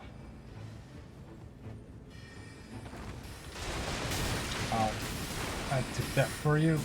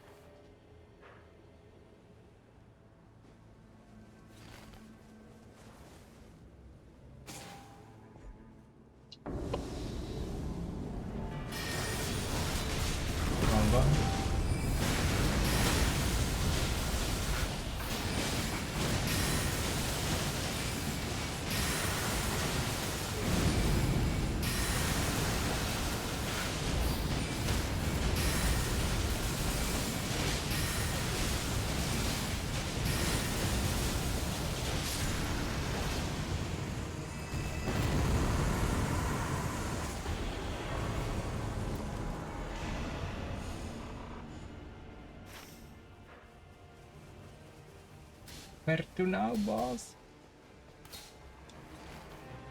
Guys.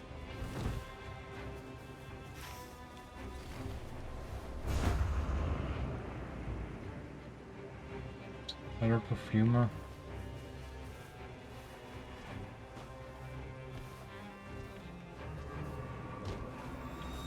Oh, map to RNG.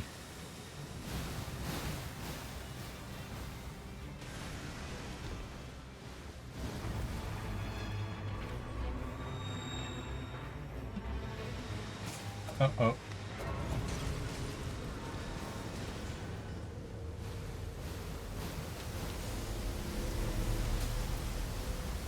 Oh god. I don't know why I did that.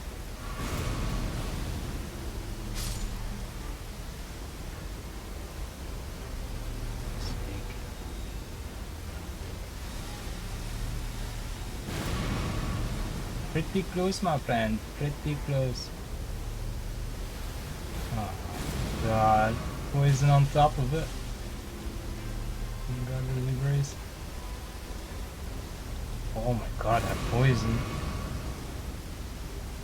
Come on, run.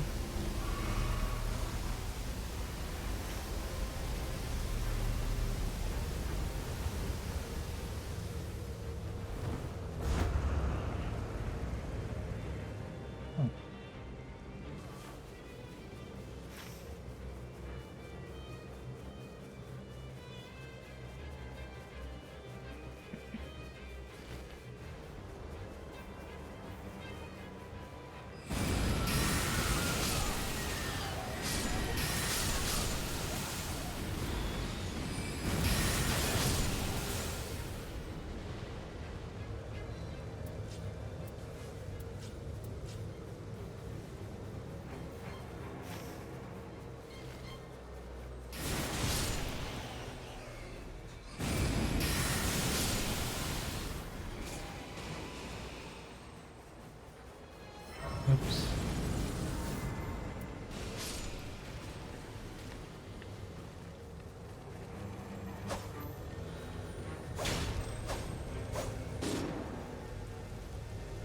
Guys.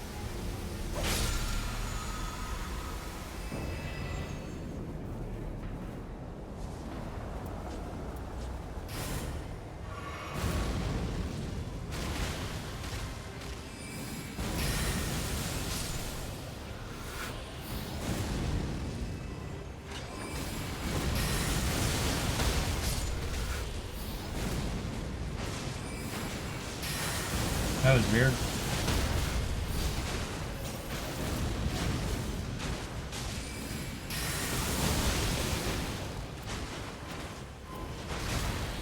Yeah, I should not gotten this. My ass.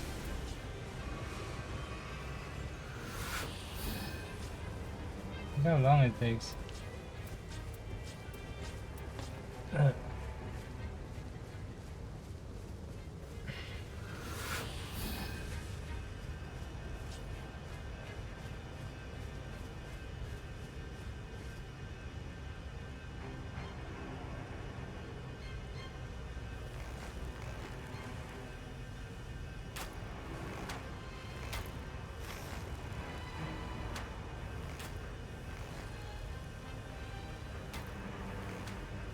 I think we need to go way more bosses. We did too many camps.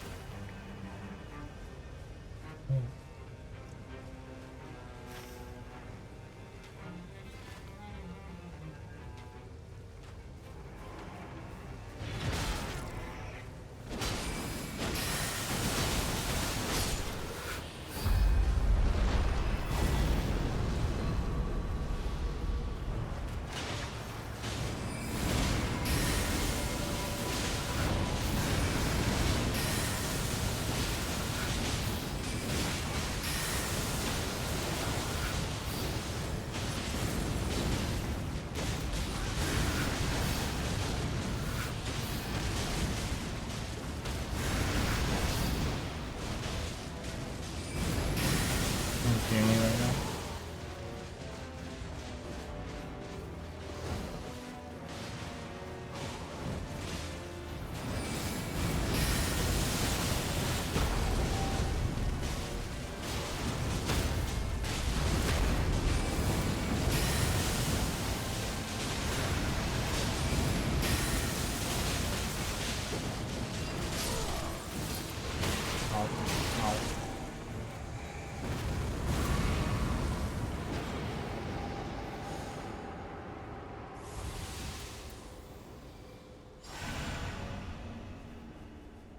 Alright.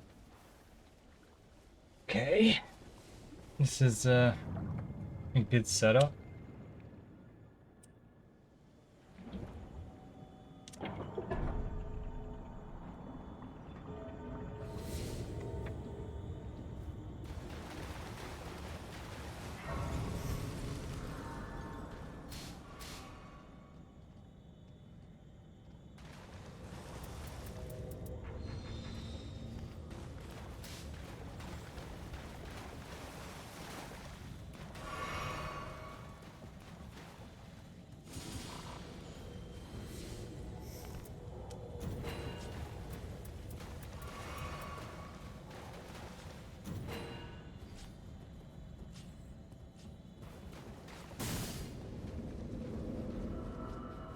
Alright. Please be it. Please be the fucking thing. As long as I don't fuck up too much. Let's try the speed. That's a lot. It's not even the highest. I'm gonna get blown away here, holy fuck.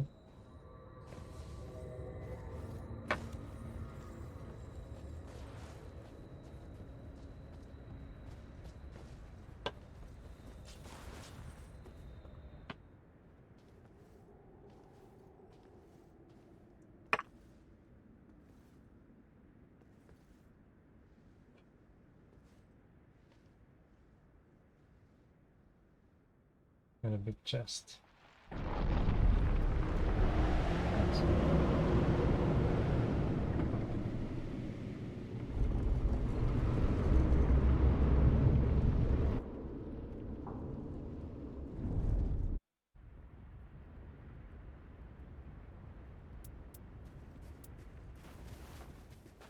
Only level 12. This is not looking good.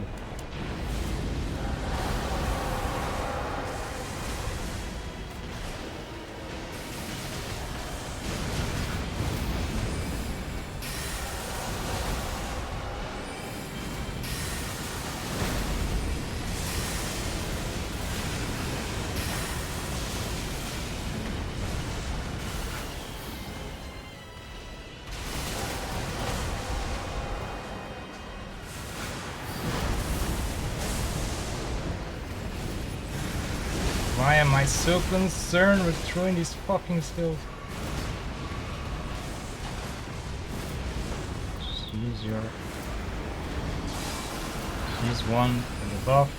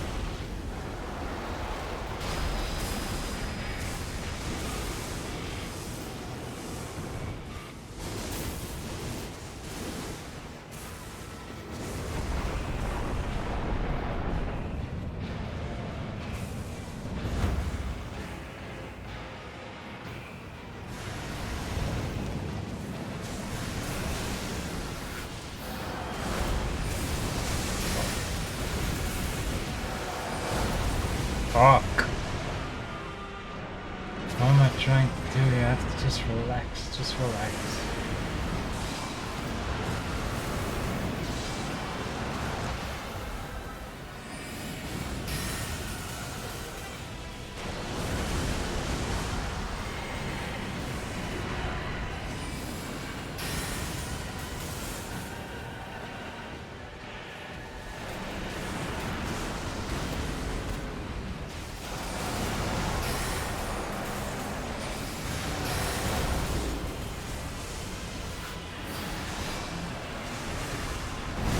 Fuck, man, I'm so...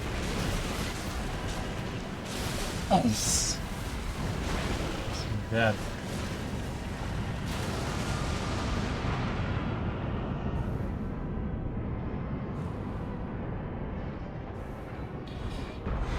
Oh my god. Thank you.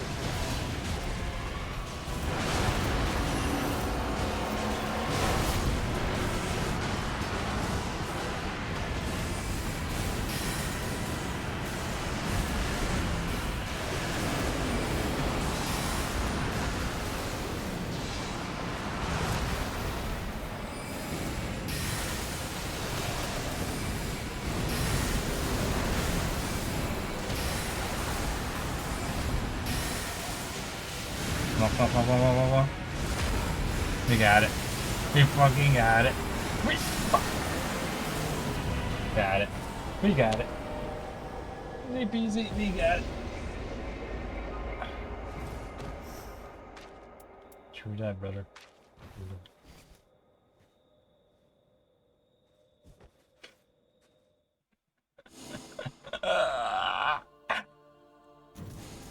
Holy fudge.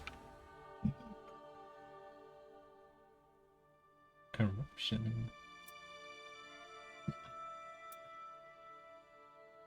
Quick step. Ooh. I don't think I've ever gone this one. Oh! Used for bordering in the round thing. Yo, what? What the? What?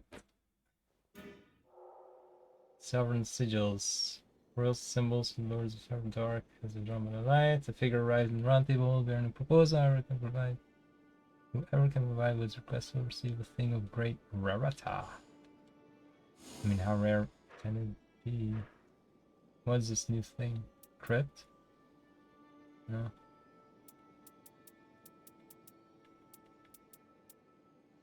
Shit.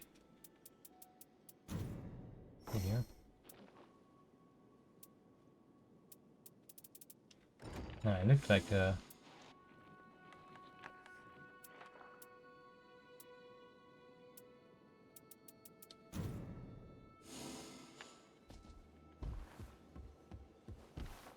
How can I? How? The round table, we need only... Doesn't fucking help at all.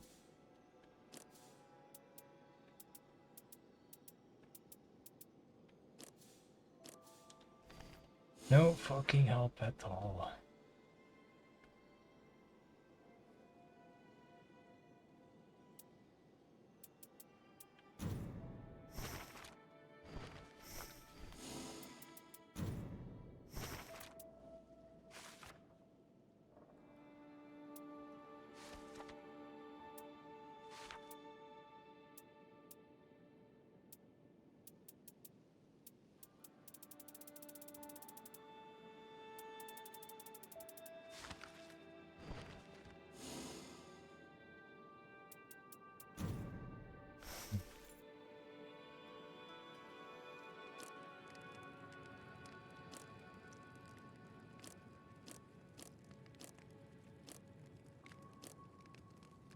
It's still the same.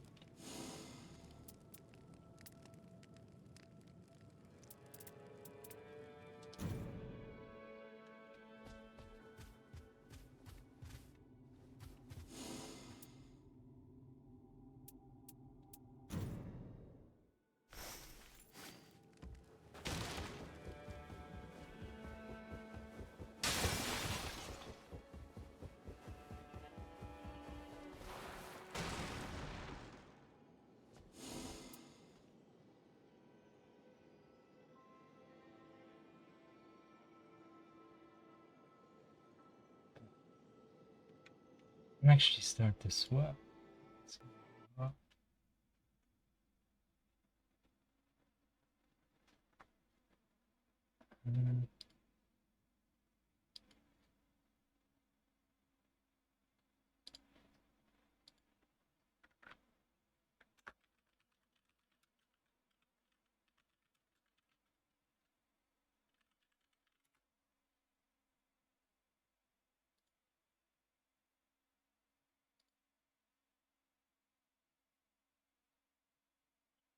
Alright, where the fuck is this?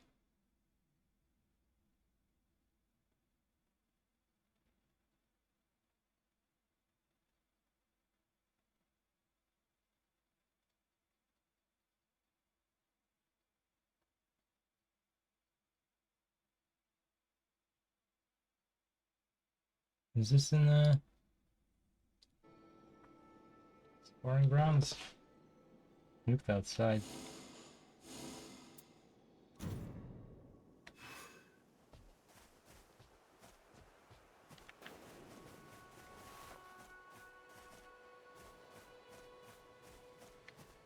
Where the fuck?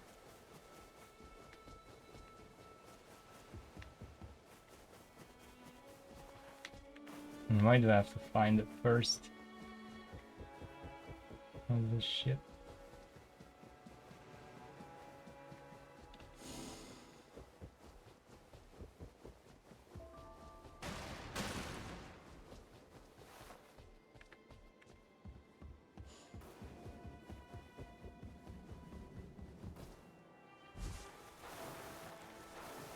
No time. You wish to know about I began, but then it did not. I was tossed where I began.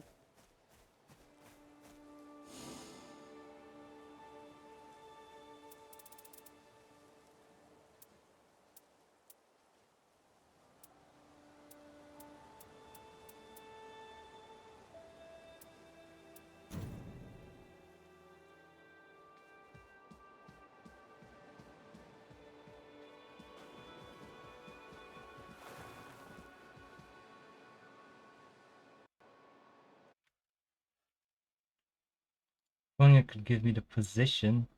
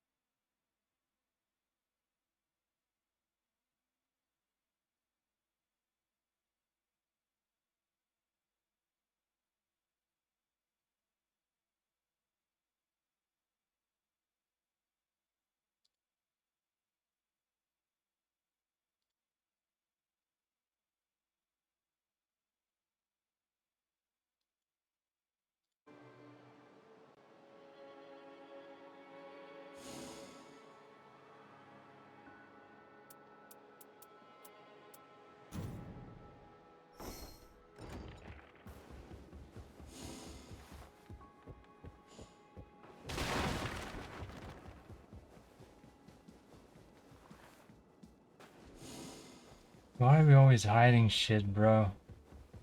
What's the crap? Fuck's sake. How did I even get there?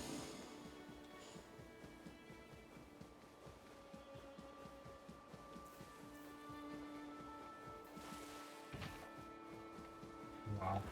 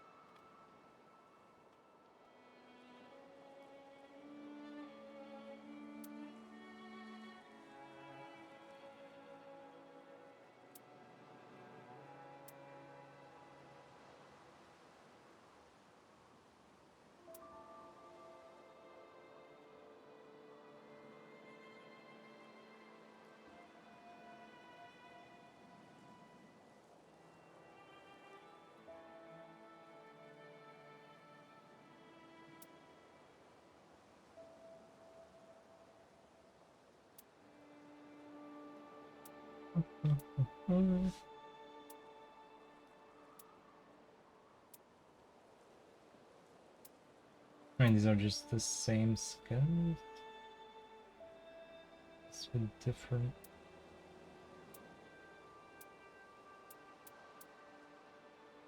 Yeah. Right.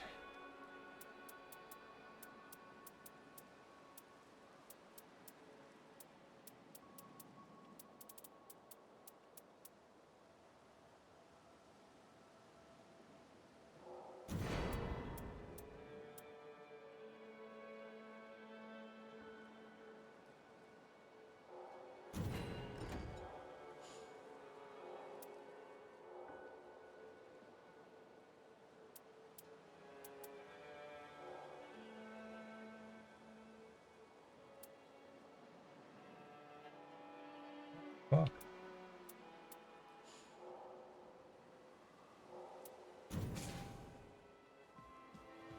That's pretty fucking cool.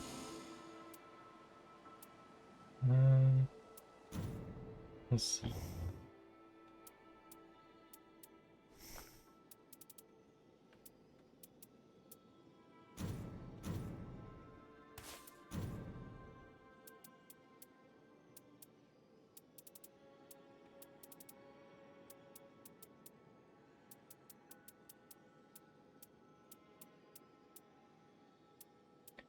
I think I'm gonna go all in on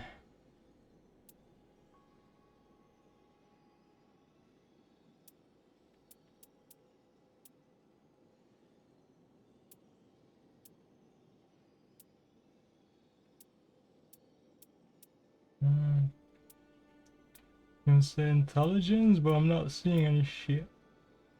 Huh.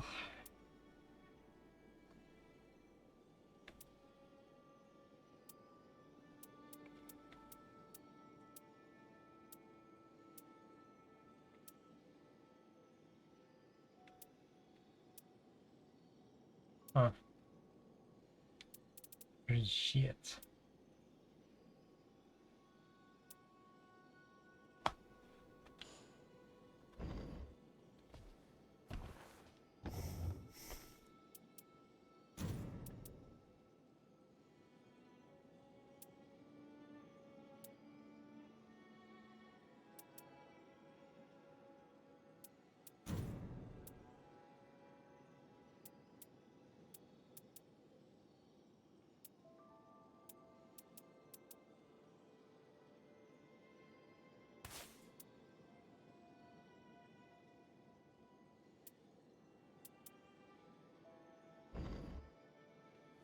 All right.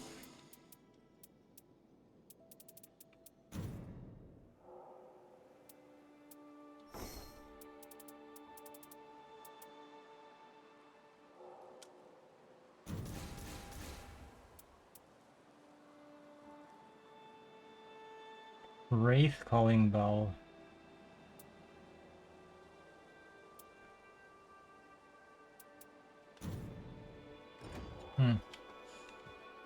interesting. Actually, I'm gonna... Let me cancel, please.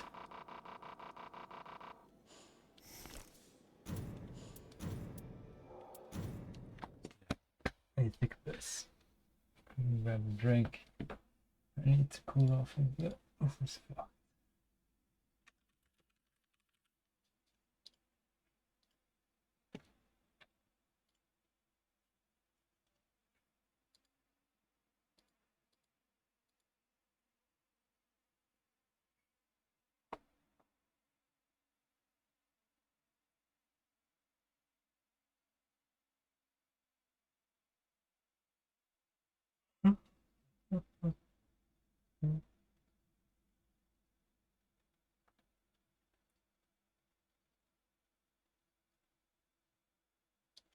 Today, I am on the most insane private aquarium tour that you could ever imagine. Ever? Alright, brother.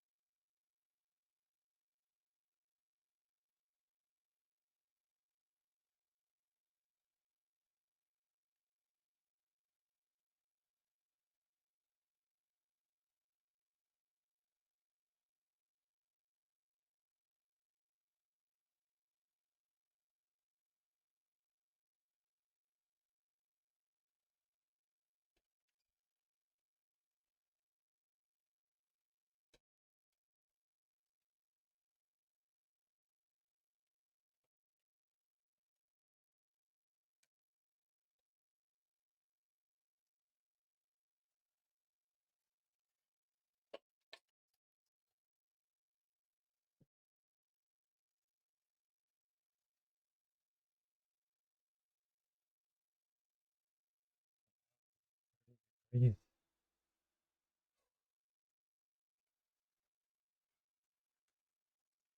Right. This aquarium houses over 300 species, including some of the rarest and most endangered fish on the planet. Many were rescued from tiny tanks and failing facilities, and now have a space built just for them. From an oceanarium housing giant saltwater predators to a monster fish room filled with some of the rarest hybrids in the world, we're getting exclusive access to it all. But we start our tour in the tropical fish room. These are the biggest parrots I've ever seen. Yeah. They're huge. Huge. Now, I think most people, when they look at this tank and the color of these fish, they would think They go that crazy. fish people go crazy. Yeah. But your average person doesn't know that these are freshwater fish. Yeah. That's Yeah. amazing. And then the 7-line barbs are from the Mekong Delta. Yeah. So these are silver dollars, right? Yeah. But what are those guys right there? Those are also our dollars. And the albino ones? Yeah. These are pacus. Okay, those are pacus. So Yeah. pacus are a vegetarian They're- fish yeah. that get huge. Huge. And one of the things that I find the most interesting about pacus is they have the teeth of a horse. Have you ever Yeah. seen a pacus teeth? Yeah. Looks like a horse's teeth. Yeah. Big flat grinding teeth, very weird. We have bigger ones. Bigger than this? Yeah. Well, that's cool. Whoa, are these Rosaline barbs? Yeah. Or Rosaline sharks, sorry, Yeah. not barbs. I have these guys at home in my fish tank, but I've never seen one that looks like it was colored in by a highlighter before. I mean, that's amazing. And all of the scaping here, I mean, this tank is absolutely crazy. So these are all tetras, Yeah. right? What are Congo. those guys? Those are Daniels. Danios, huge, Yeah. giant Danios. Yeah. And the scaping is immaculate. Like, look at this. Only in a place like India, where you have so much attention to detail, can you have such a perfect growing scape. I mean, look down here. There is literally not a single leaf out of place. All these plecos are absolutely perfect. There's the tiniest little hill stream loach there. I love those fish. Beautiful little fish. And then look at this angel tank here. I mean, it's just magnificent. Every leaf, every rock, every sand, these tiny little pandagoras, everything's perfect in this tank. How do you keep it so perfect? We do regular maintenance. Yeah, but this and must be every day. This is our expertise. This is your expertise. Yeah. Fair enough. Look at this arowana. Okay, so this is like one of your most grand fish. Grand fish. And he's in here with all these little tetras and things. And they call that, what, a blood dragon arowana? Is Yeah. that right? Is that Yeah. in the colors? As we walk through, if I were to point out every tank, and remember that this is a private aquarium, we would be here for hours. But you have barbs, you have tetras, you have, what are these guys? These are tetras only. More tetras. See, I don't even know what I'm talking about. And it just keeps on going. So we're gonna keep walking through here, and instead of showing every single tank, I'm gonna show you guys some things that really, really stand out, like this right here. What are these guys? Blue Mahashir. Where are they from? They are from Thailand. From Thailand. Interesting. Well, I don't know them as well. I know the arowana, but this is a fish that I personally have wanted to go and catch and fish for and see in Borneo. That's a giant gourami, right? Giant gourami. Now that'll get like this big This and big. bright red in color. And I actually know some guys, Fishing Eddie's his name, who goes and fly fishes for these things in Borneo. That would be a dream come true to catch those in the wild. But down here, under the logs, you can just see it right there, is an Australian lungfish. Lungfish. And correct me if I'm wrong, in my entire life of going to aquariums, being obsessed with aquariums and fish, that thing right there is probably one of the most rare fish that you can get in the aquarium trade. Yeah. Millions of years old, the Yeah. Australian lungfish. Hasn't changed in Goddamn. evolution, and it's called that because they have lungs as well as gills. Yeah. Oh. Not to mention a platinum stingray, a big bircher here, some albino knifefish. I mean, there are some crazy Fish fish with in these lungs. tanks. All right, biggest. So here is some interesting stuff. So these are flagtails. Yeah. Right? And Yeah. these are freshwater stingrays. Stingrays. These guys are beautiful. Yeah. Where did you get your freshwater stingrays from? Most of them are rescued from, say, other people's who don't want to keep it. I see. Or they are not in well condition. Okay. Then we take them in. Yep. We treat them, and I can show you the one which I have got recently. Oh, some recent stingray rescues? Yeah, rescues. Let's go see them. Yeah. So generally people keep small paludariums. Rescues. We have entire room A of whole paludarium. paludarium Whole room. paludarium. Oh my God. Oh, there's some They are stingrays. recently rescued. So the reason that this facility was built outside of a love of fish is to Yeah. rescue fish like Rescue this. fish like this. That is a really beat up stingray. Yeah. How long ago did you guys rescue these two? We have just recently, a couple of days back. And so that's from improper husbandry, right? A lot of Yeah. people buy these stingrays and don't realize they get so Yeah. big, Yeah. and then they keep them in a small Small, aquarium, yeah. and as they grow, they get beat up, Yeah. other fish will bite their fins. Yeah, they're a hard thing to keep right, Yeah. but those are amazing because they're platinums too. Yeah. Yeah, wow. So these fish right here, these are known as archer fish, and they're amazing because like their name suggests, they will take a squirt of water, and when they see a bug crawling on a stick or something, they will shoot that jet of water out to knock the bug off into the water. So That's right here, cool. we've got a whole rescued school Archer of baby fish. arapaima, sorry, arapaima. Arapaima. Now these are Amazon freshwater fish, one of the largest freshwater fish in Yeah. the world. But these are babies. These are babies. What people don't understand is these things, as an invasive species, they get like 400 pounds and 12 Yeah. feet long. Yeah, we have. That's a bigger ones problem. also. Yeah, That's a big problem. fish. Yeah, big fish. And if you have a 400-pound, 12-foot-long It invasive will fish, annihilate native species. it'll eat everything. Yeah, it will eat Everything. everything. They're very aggressive Yeah. fish, very crazy. Very aggressive. That's scary. Imagine that with a 12-foot-long fish. But this aquarium isn't just about rescuing freshwater fish. It also has a saltwater collection that rivals some of the best aquariums that I've ever seen. Wow, look at this ocean room. I didn't know this existed. Yeah, we have loads of Indian Ocean fish here. I mean, I Yeah. see butterfly fish, some snapper, Exactly. So but black tip reef sharks, but that's an albino grouper. yeah, exactly. We have different kinds of groupers. There comes one. Yeah, here's another one. So we have potato cords and we have other groupers as well. So that looks like a potato cod. What's this one? Do you This know? is an albino one. Also Yeah. a potato cod. Yeah, But also- these will get 600 pounds. Absolutely, they go Huge. very big. So you have small species which are coming out of the the reef and the coral and displaying in the base, and then you have big fish that are all swimming around in schools. Sure. And you have in the middle you have sharks and you have some groupers as well. I think there are enough black tip reefs Agreed. sharks. We don't want to make it a kind of tank where there's more predation. Right. So if there is a balance between the sharks that are brought into the aquarium, then everything is like a well-settled reef. Definitely. Yeah. Come, let's go around. Sure. And oh, painted crayfish? Yeah. Beautiful. They are abundant in the Indian Ocean, and it's a cuisine as well here. They are very delicious. Yeah. But these guys, if I'm not mistaken, are also called painted crayfish. And if you look at this one right here, you can really see where that name comes from. Electric blue on the legs, dots of orange, pink on the antenna. I mean, just every sort of color of the rainbow is in these painted crayfish, and they are beautiful. Now, I've been to countless aquariums and spent thousands of hours underwater. But what Raju is about to show me is some fish behavior that I've never seen anywhere else. Forrest, look at this. The staff here, they work 24/7, and they have a relationship with the fish now. But that's crazy. Yeah. I've never seen a spotted eagle ray swim up to a diver and feed Oh, from its hands. he just plays with them. He's all over his body, and you see the porcupine puffer as well. It's coming. Oh yeah, look at him. He's Fish. literally hand feeding the puffer fish, and I've never seen a spotted eagle ray show human affection before. Exactly. That's amazing. Now, there's one more thing. Normally, the food is dropped from top. Sure. So what happens is, by the time the food goes down, the pompanos and the jacks and the trevallies, more they're active aggressive feeders, stuff, aggressive yeah. stuff. They finish the food and it doesn't reach the bottom. Right. So since they are more benthic, these rays and things, and the puffers are slow. Yep. So what happens? They don't get their feed. So you need to selectively hand feed them. So there's nutrition reaching all the species in the tank. Yeah. So, wait, sorry, are you saying that every day you guys send a diver in here to hand feed certain Absolutely. fish? Certain fish no, need that's to be ridiculous. Yes. Do you really? Yes, it has to. Oh my God. Otherwise, you're neglecting one, fish, and you're only giving care to the rest of them. The sheer abundance of marine life in this private aquarium is mind-blowing, as is the level of care that each species receives. But their monster be an fish room is on amazing job another to level, do for a home to couple some of the years. largest and rarest freshwater year or fish in the two. world.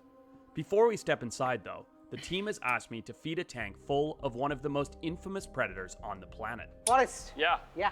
These are some of the red belly piranhas. I we see have that. Rescued from pet store. Uh-huh. Oh, they're all from a pet store? Yeah, we rescued Confiscated? them. Yeah, confiscated. Oh, I yeah. see. Very cool. We rescue them. Can we put my camera guy in there? Yeah.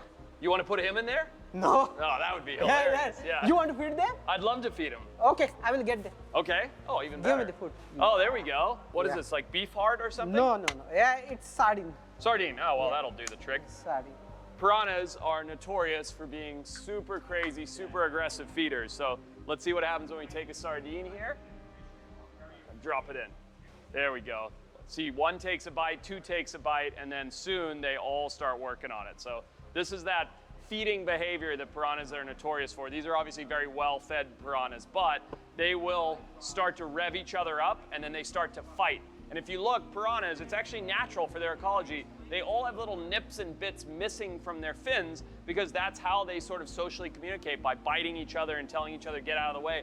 These things are basically swimming mouths. Like, they don't really think much, they don't do much, they just eat everything in their path. But one thing that most people think about piranhas is that if you get in a tank with a piranha, you're toast. It's gonna die, it's gonna kill you, it's gonna eat you to shreds. They only exhibit that crazy, frenzied behavior when they're in a state of stress. So those times at which a piranha has stripped a cow down to the bones or things like that, or when they're stuck in a seasonal pool and they've eaten everything else and they're just starving, and that's when they go crazy and rip everything up. So, Forrest, you have still not seen the craziest room in our facility. okay. Just see it. All right. Come here. Oh my goodness. This is our monster room. This is amazing. So that's pacu. Yeah. You said you had bigger pacu. Bigger pacus. Albino red-tailed catfish. Catfish.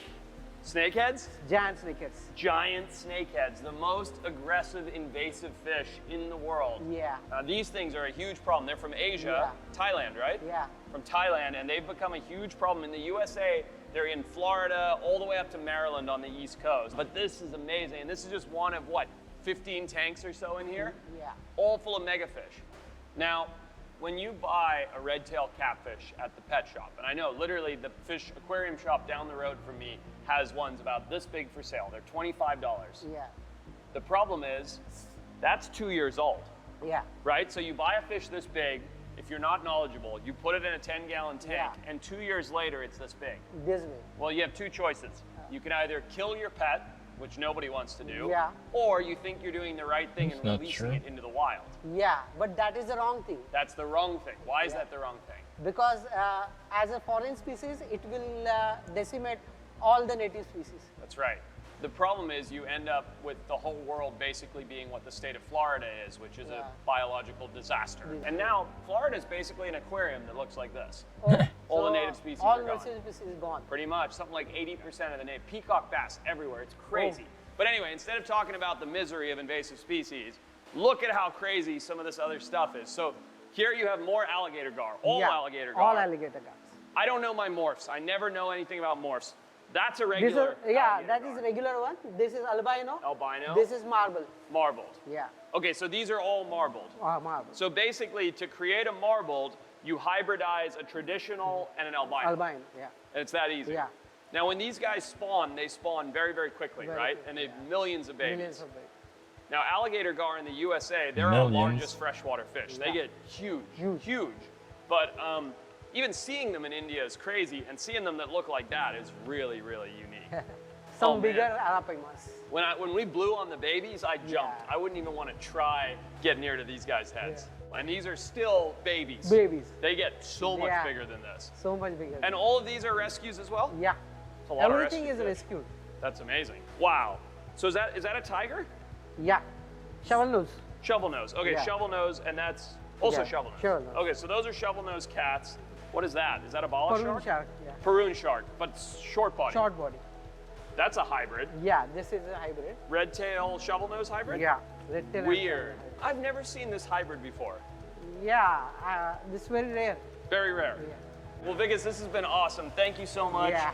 I gotta say, I've never been to a private aquarium like this, especially one that specializes and focuses on rescuing fish. Hope you guys enjoyed it. Let me know if you want some more aquarium tours. Definitely want some more of those.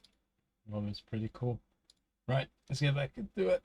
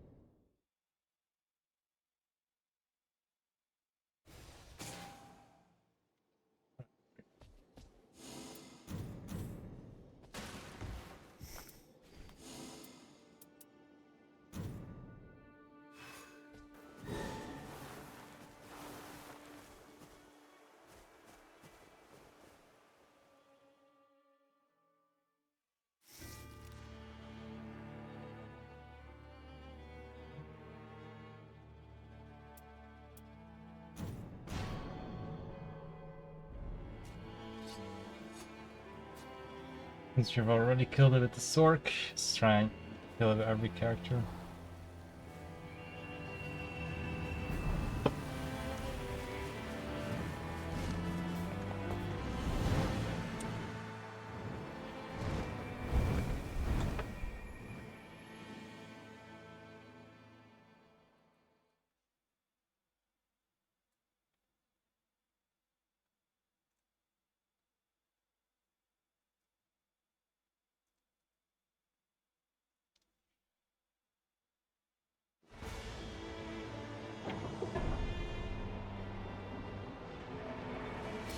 Red Skull.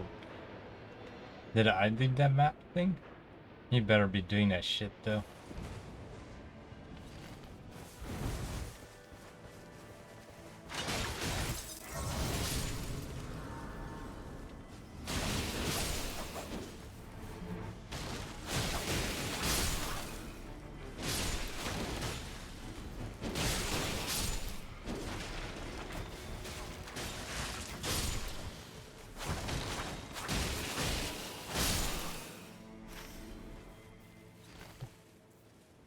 This always happens. I'm on Sork can never get this shit.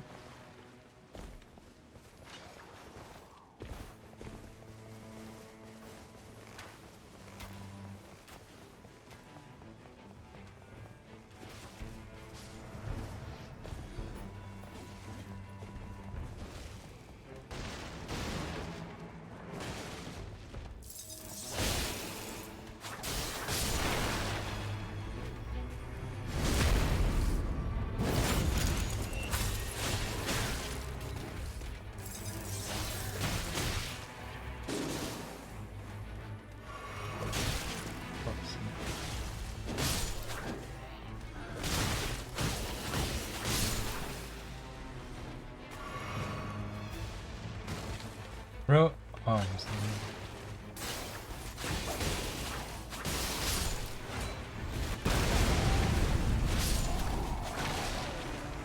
I gotta remember pressing my fucking skill.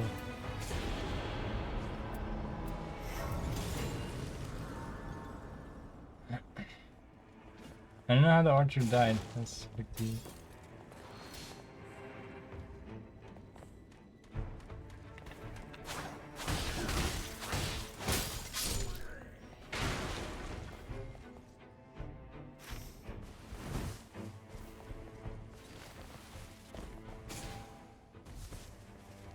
Still haven't leveled up. Bro, is this guy for real?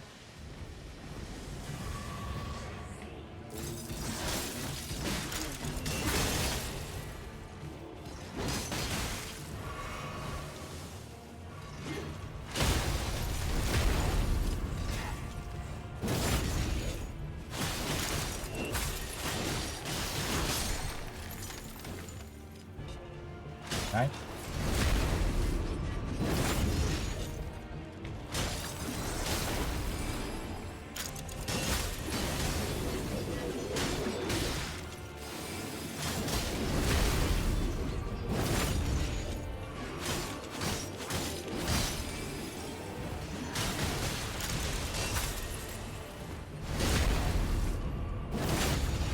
Thing is cursed.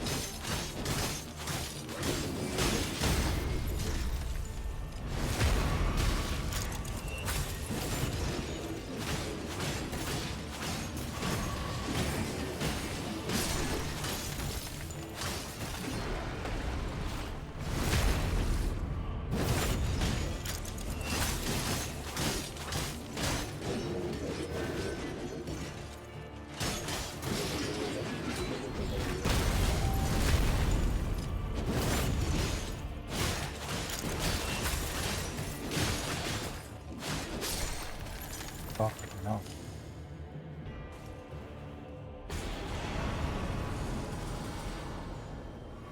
Alright, Red Skull, we good, bro?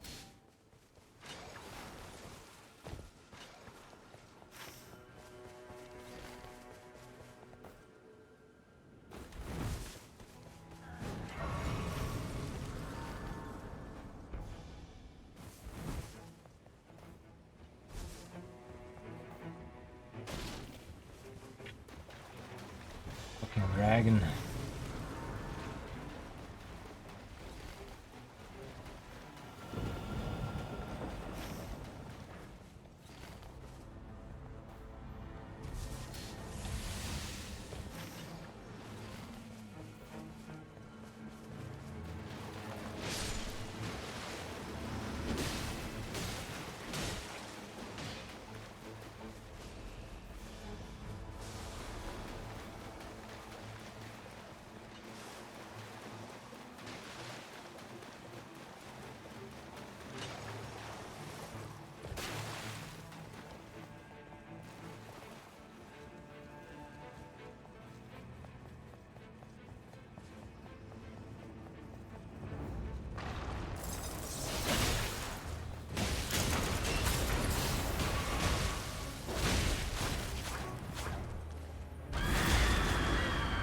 Jesus, fuck me, lifestyle.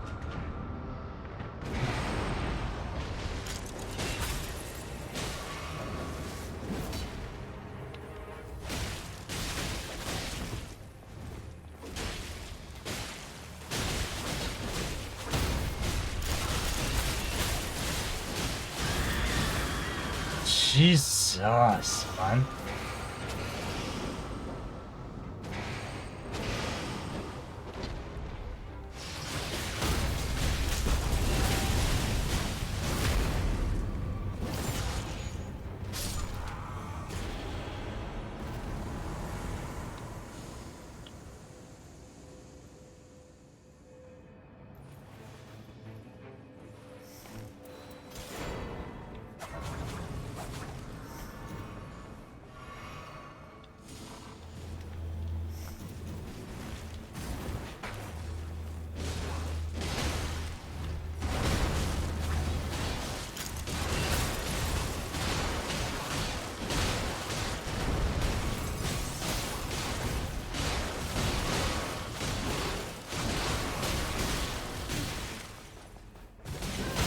Fuck's sake, man.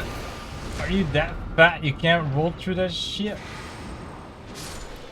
Jesus Christ.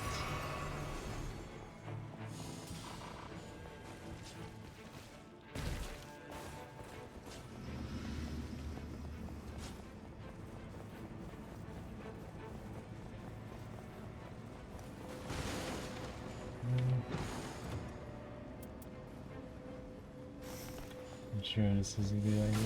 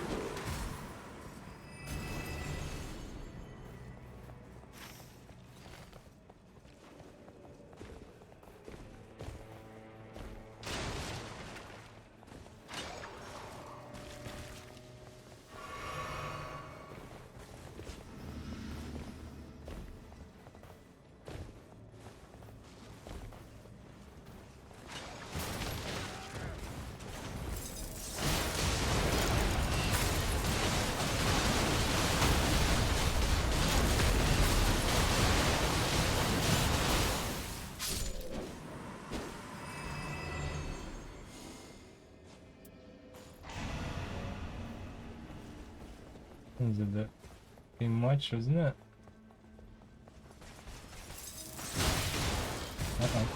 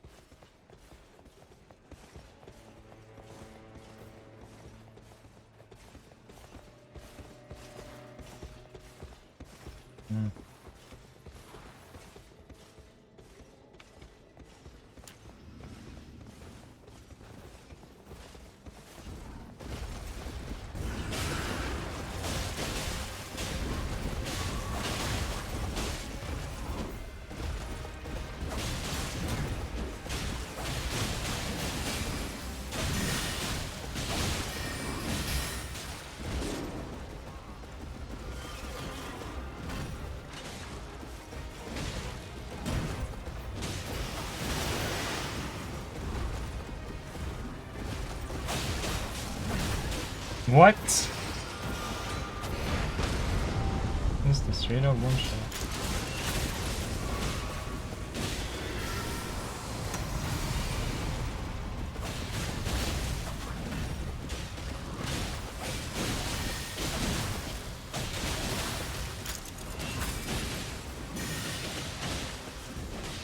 I'm so scared of these things.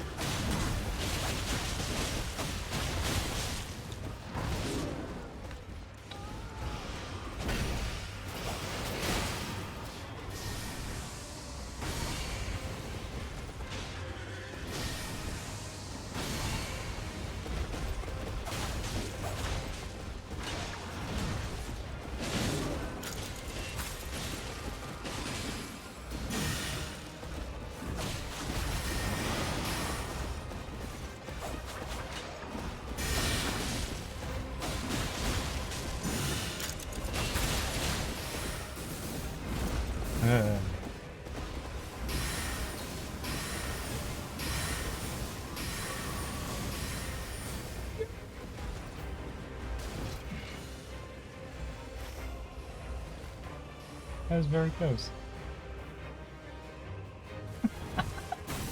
Oi! Where did that come from?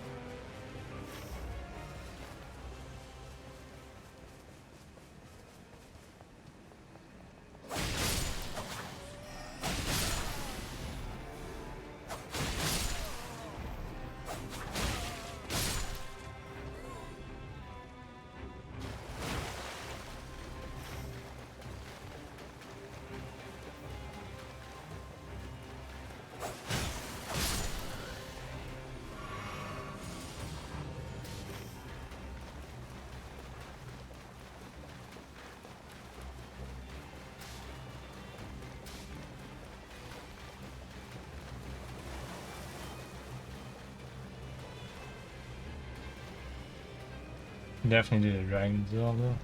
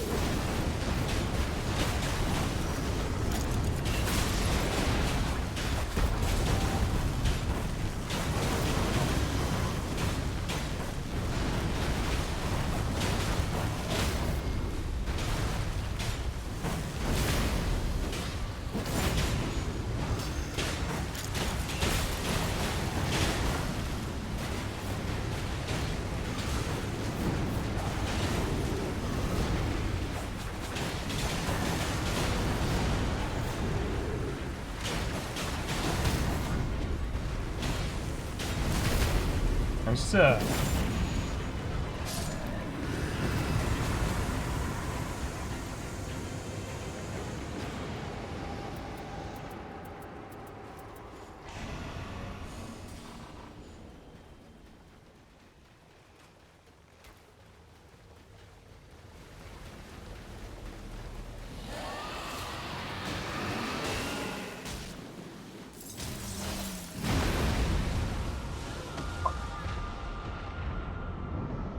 GG, bro. Actually, GG. And you got him killed.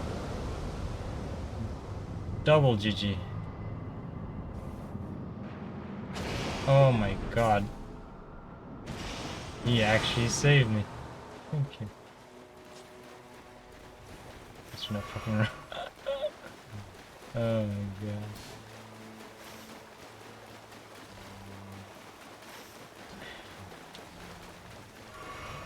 We're at least not gonna finish Loretta.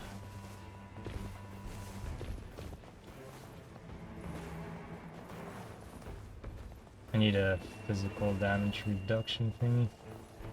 Counteract a talisman. Ah, that was embarrassing.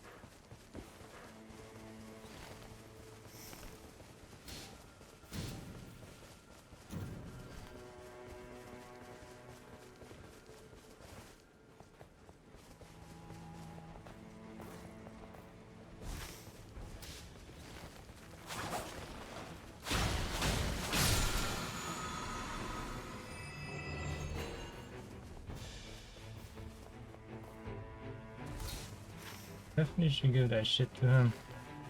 To Zus.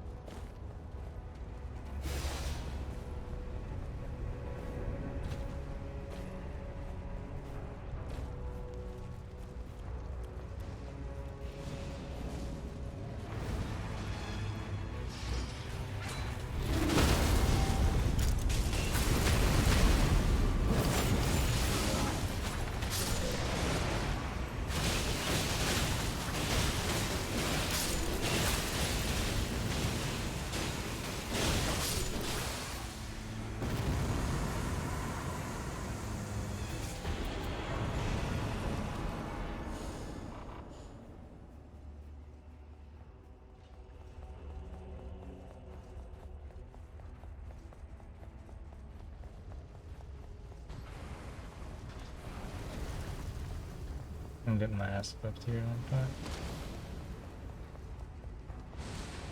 Guess he saved it.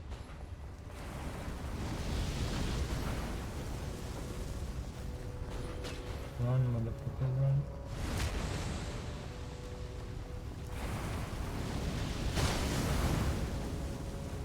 Yeah, fuck that shit. I'm not participating.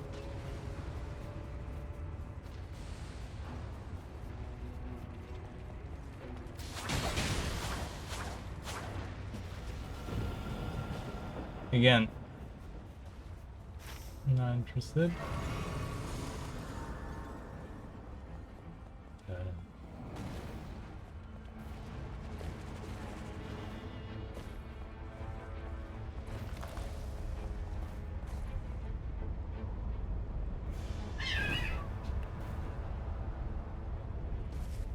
Wonder what I should upgrade. Is it a chilling mist or this thing here?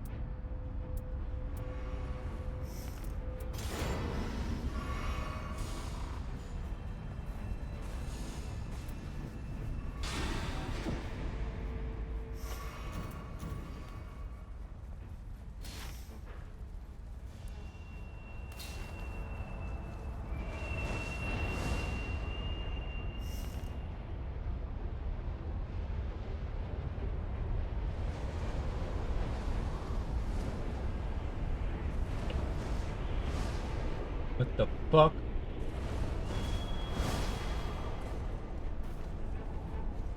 Did my controller just absolutely shit on me?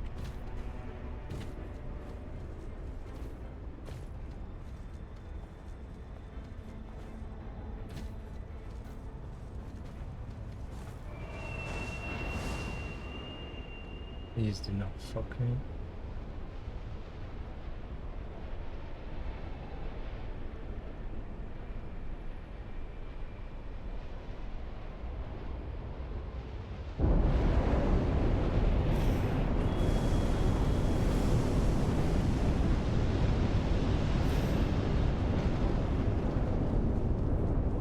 Wait, where is this fucking thing?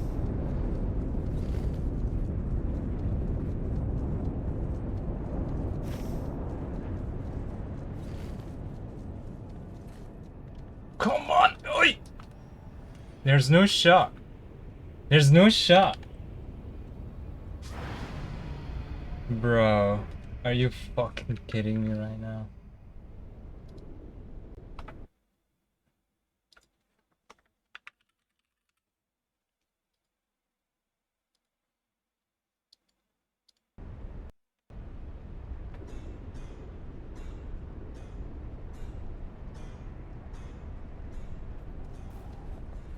Where even am I?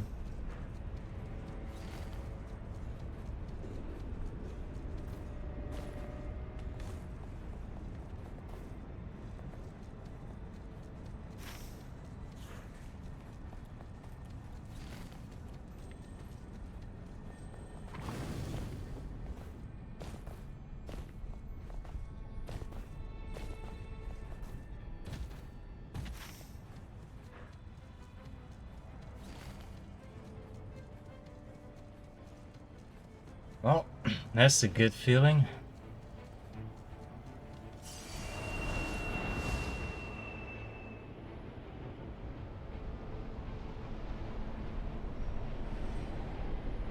That felt really good. And I was spamming triangle as well.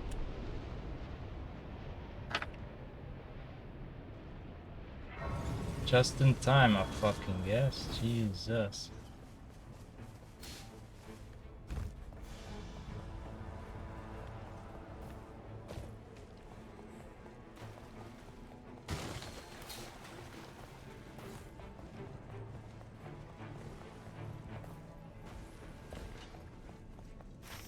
By the time I get there.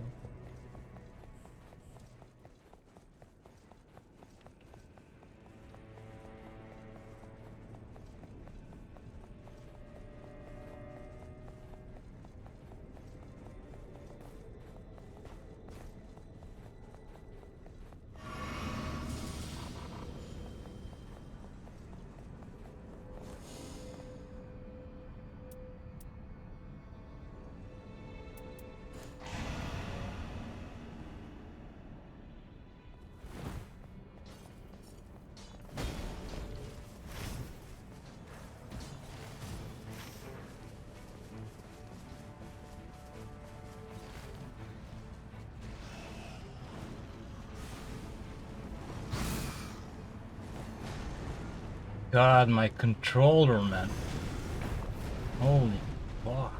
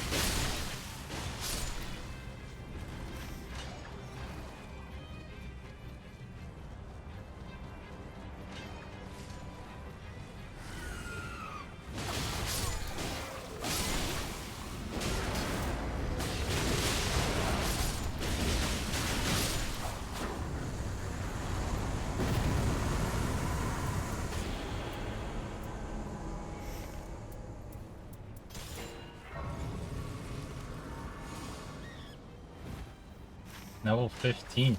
That's pretty great.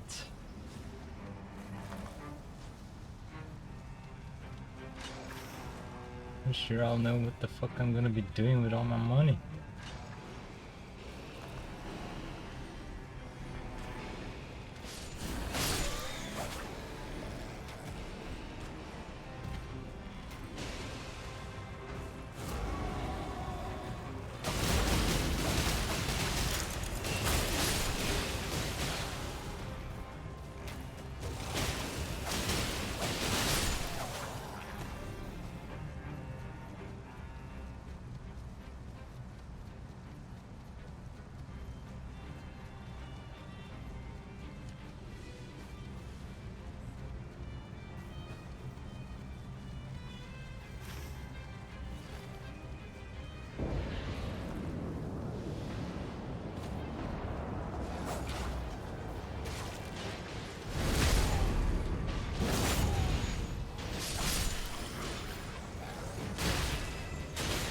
Big swing.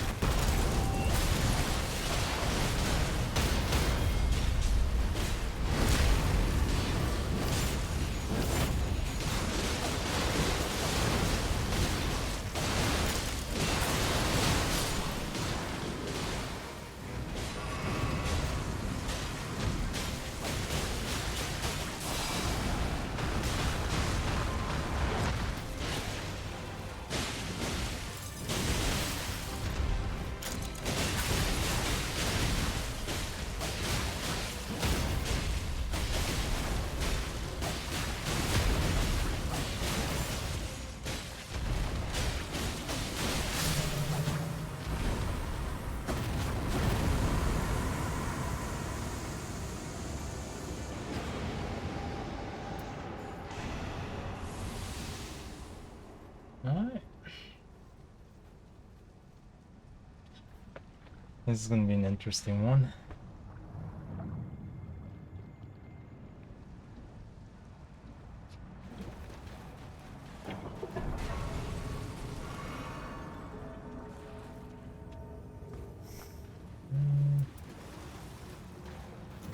Start that.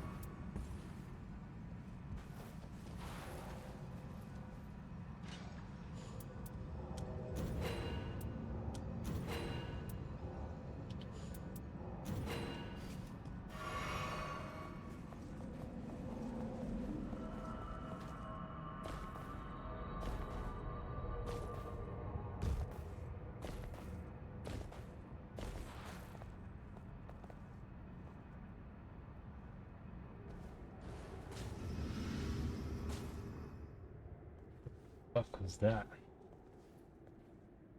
Oh, he has the change ornament thing. That's pretty cool.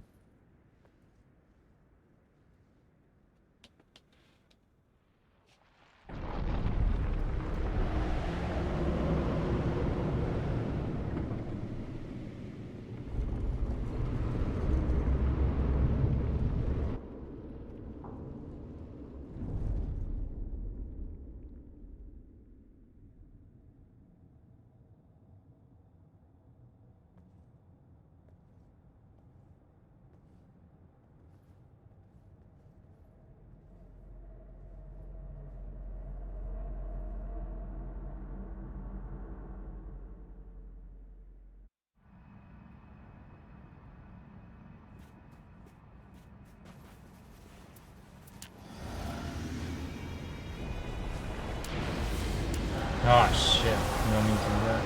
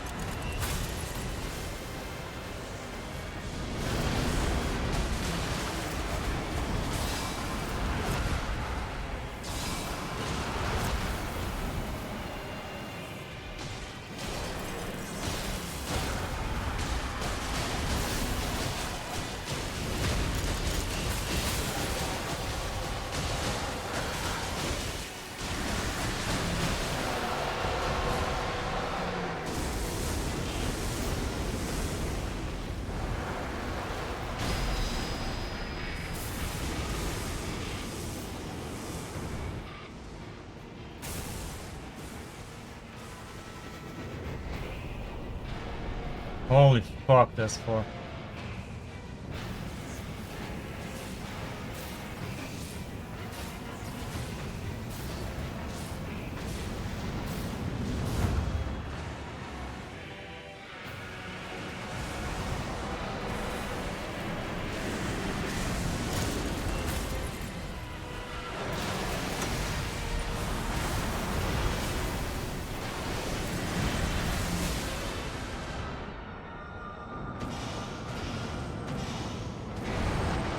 God, sirs.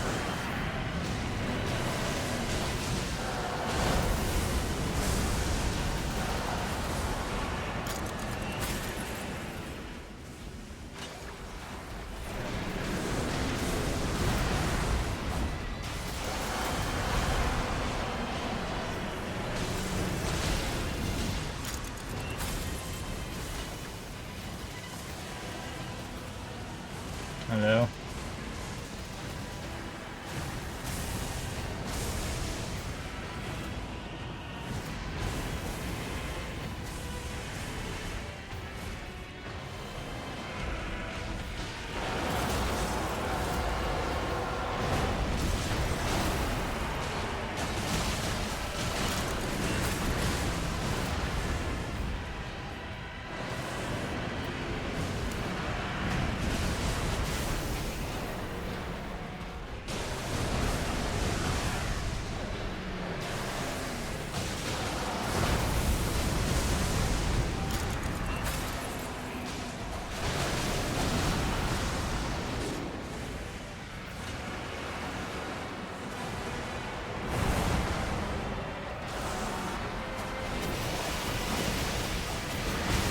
Fuck.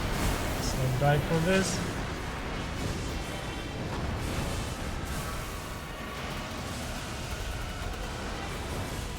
Again.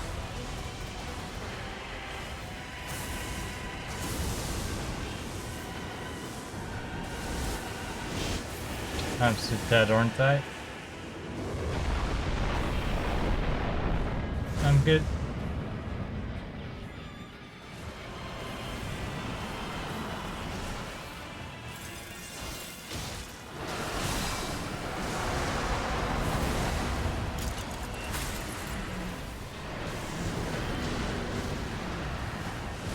Fuck off, bro.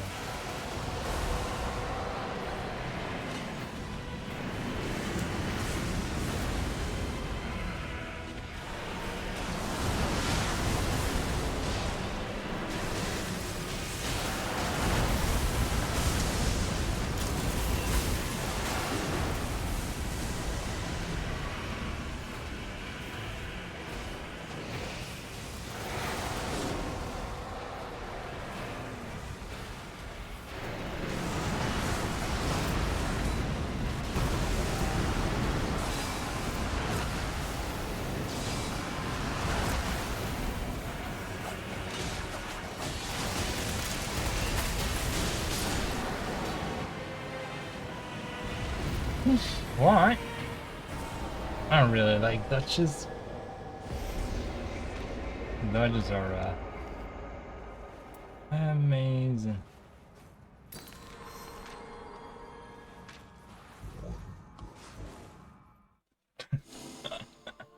Wonderful. Yeah, we definitely have to be level 15 though. God damn. Chilling Mists, Art Gauge, Subdue.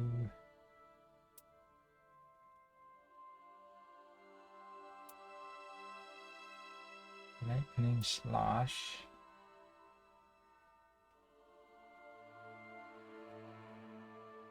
Items confer effect to all nearby allies.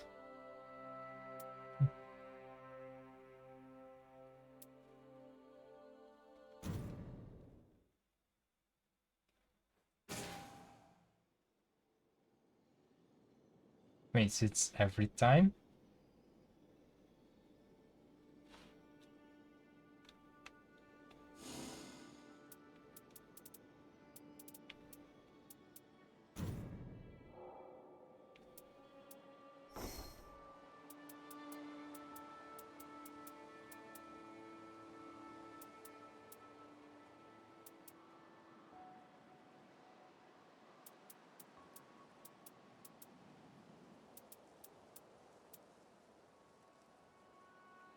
We only have 7. Oh.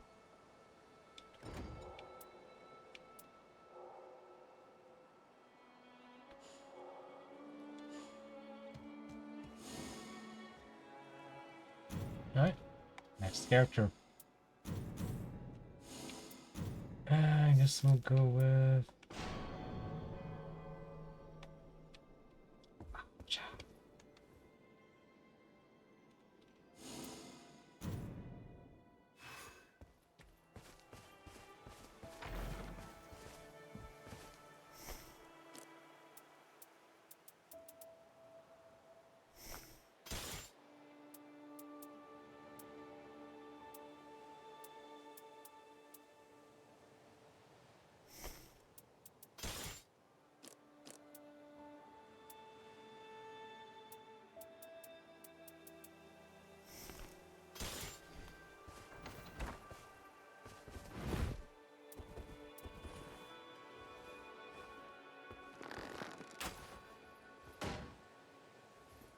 Voilà, voilà.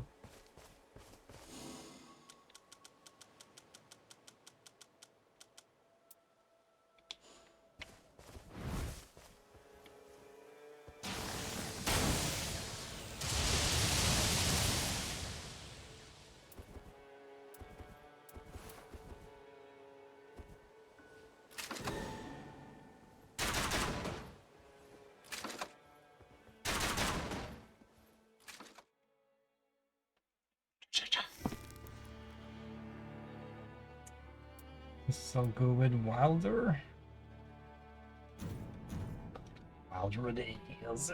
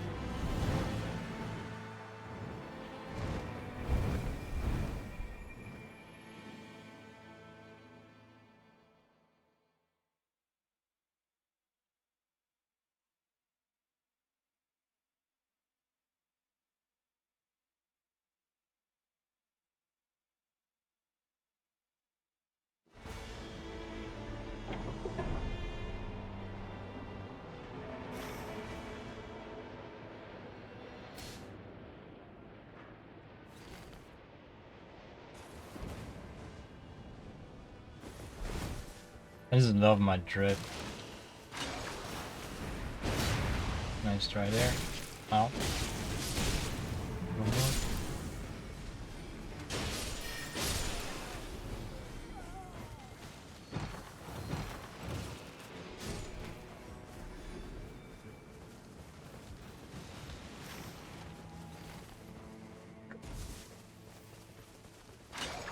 Bro, stop making me go to the fucking... I'm gonna buy a new controller. I cannot deal with this anymore. No wait, tomorrow I'll try and clean it. It's not fixed.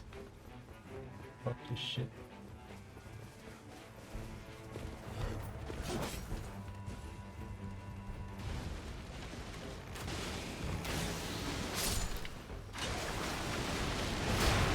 This is awesome, bro.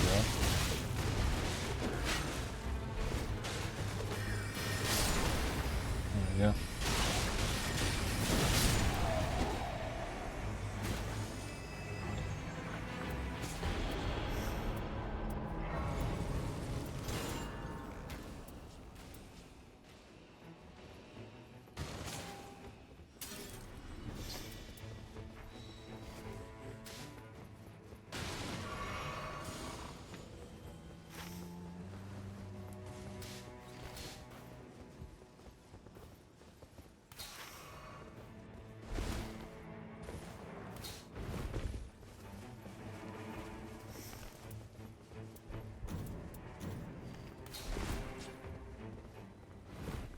Bring him out.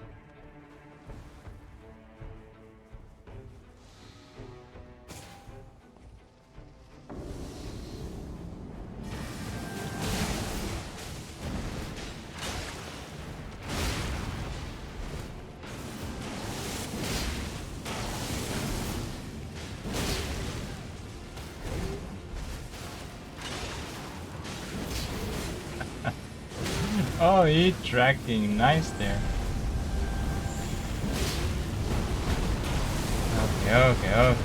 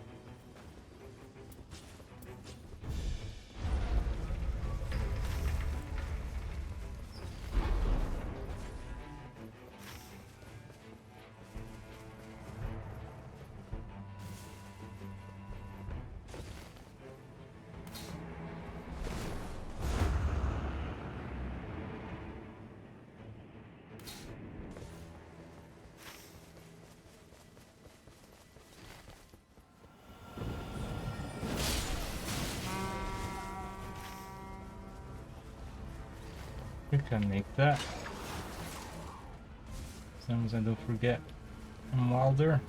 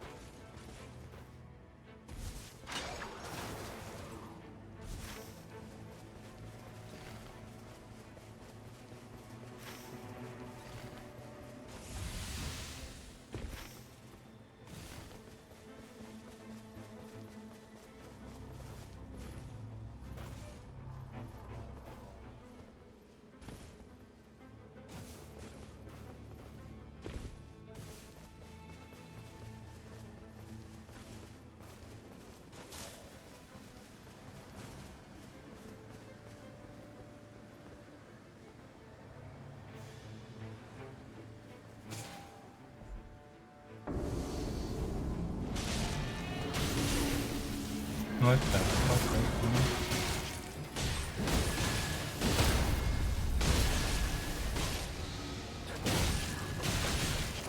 Oh, calm the fuck down.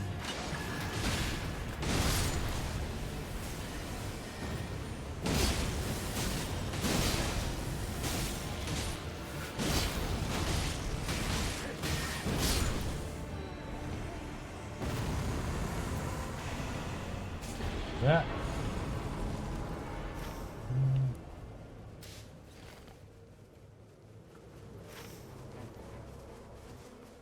And I guess we'll do this.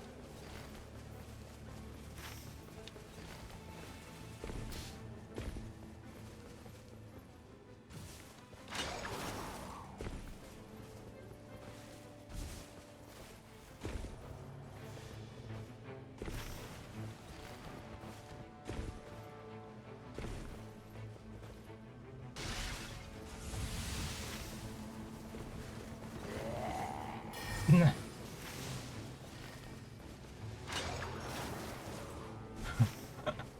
What the fuck?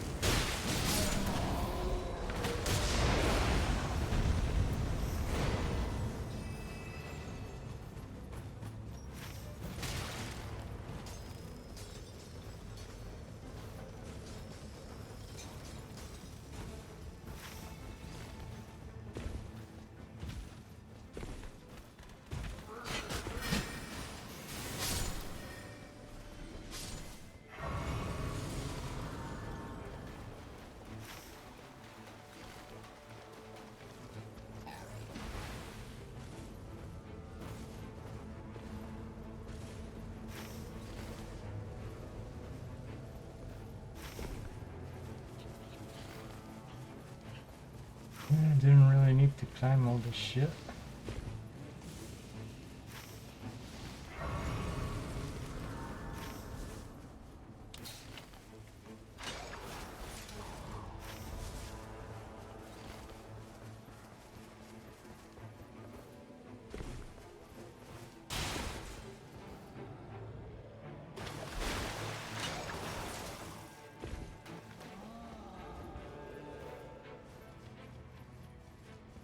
Did I hear fucking giant trolls? Crafted.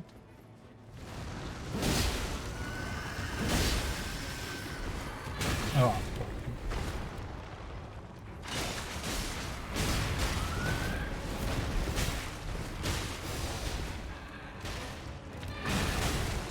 ah, cannot ult. No bitch.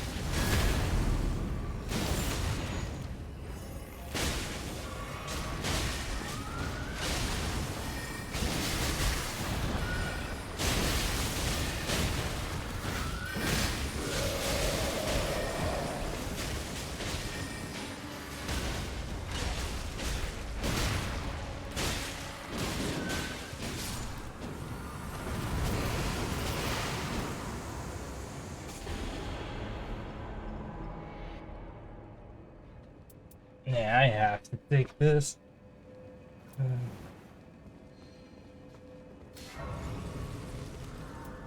have to. Sacred Ring of Light.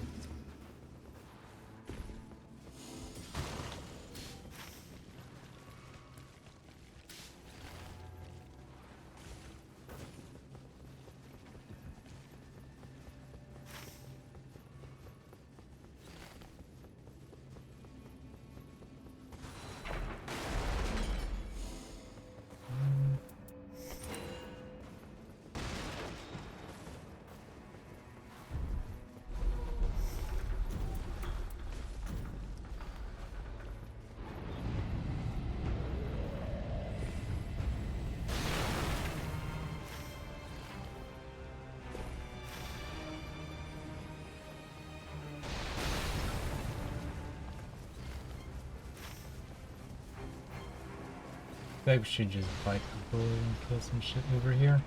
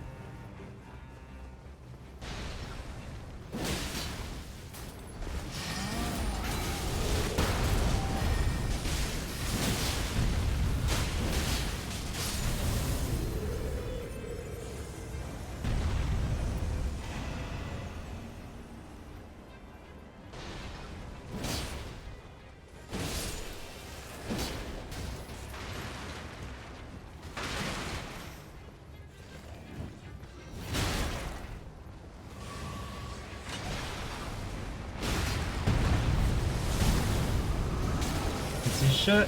Don't see shit. Oh, I hit him. Ass bastard.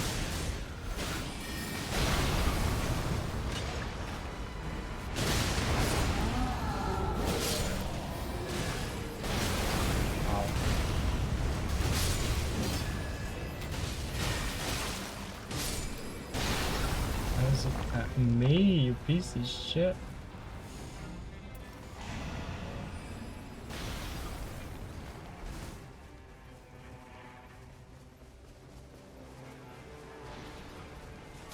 Alright, that was good. Pretty fucking good.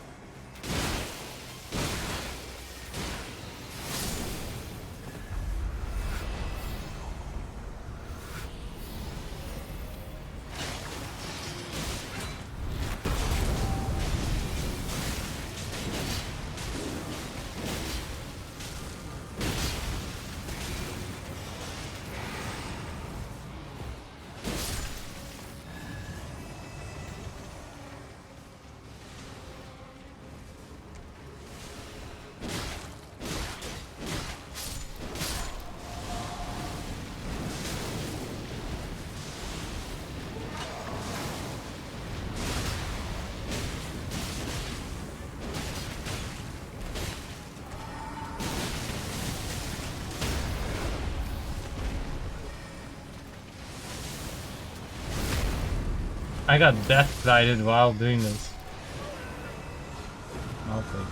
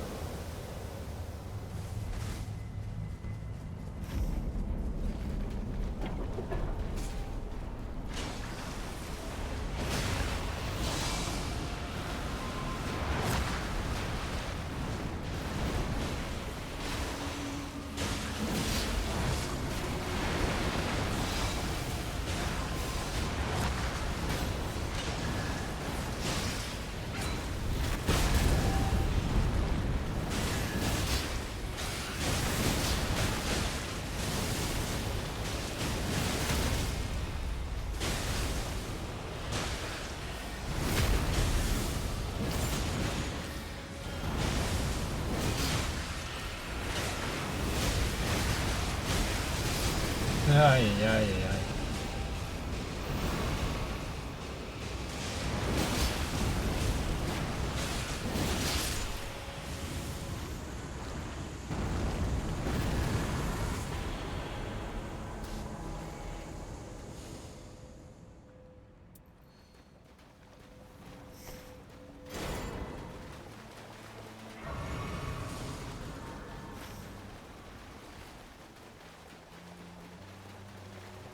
Not sure if we're gonna have time for all this shit though. Fuck, man. How is this place stops running? I don't understand.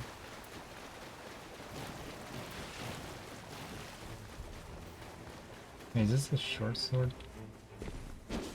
Fuck, it is.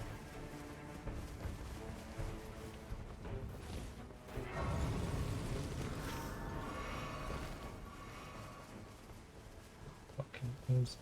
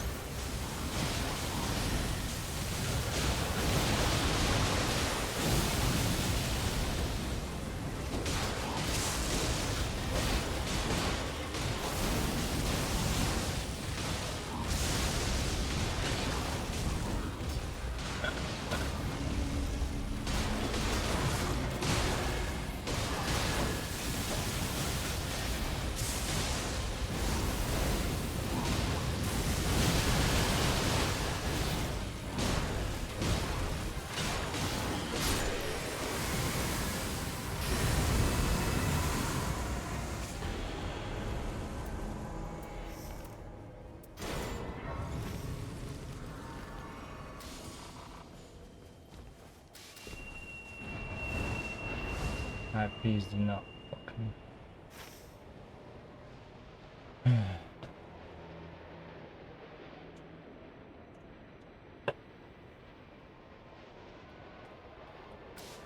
Gonna do that, and then go straight to the boss.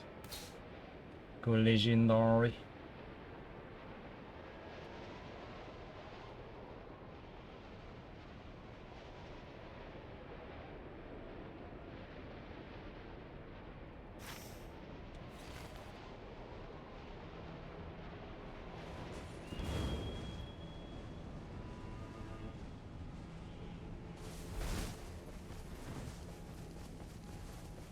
Hello.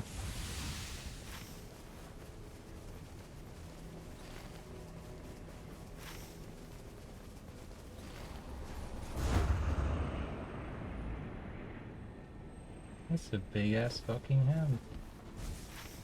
Looking at us.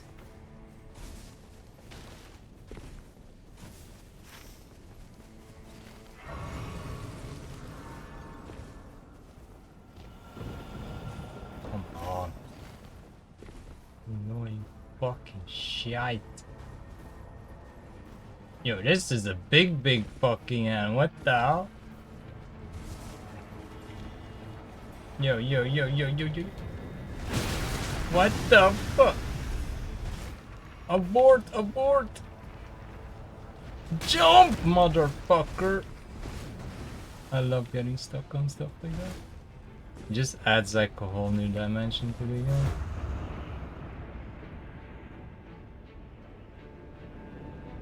Are they fighting that shit?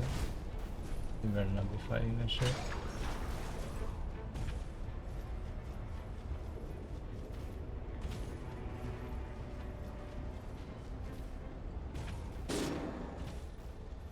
You were fighting that shit.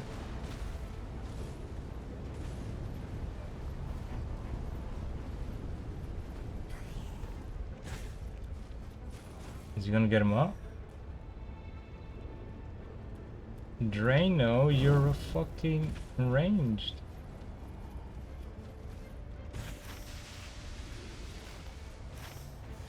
By the time they get here.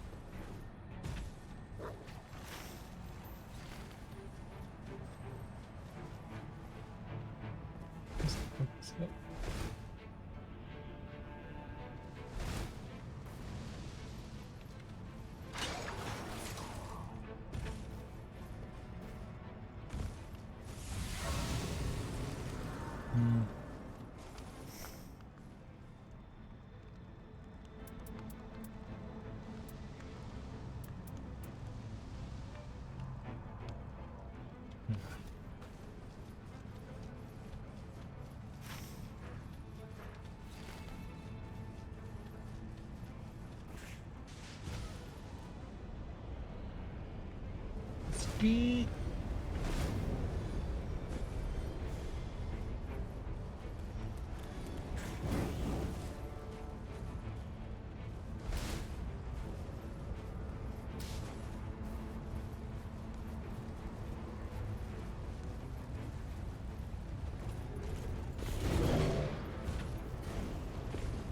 Wait, they're ahead of me. They're ahead of me. I guess they're doing this first. Just smart.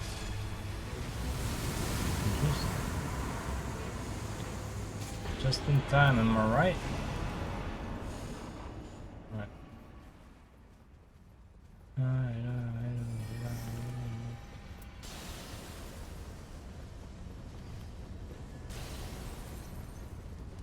What's going on behind me?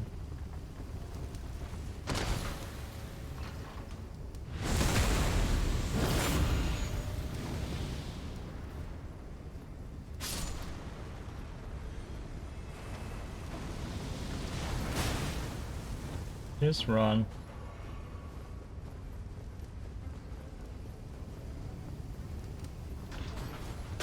Oof. Sweet.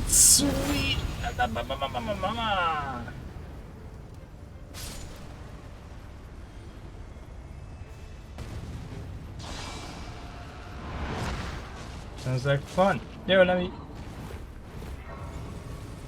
Ay, why is my character not running? Yeah, let me bring a third one, guys. I'll bring a third one. Risky jump. I don't know, I'm so scared there's a hole in the bottom to it. Alright, let's fuck him up.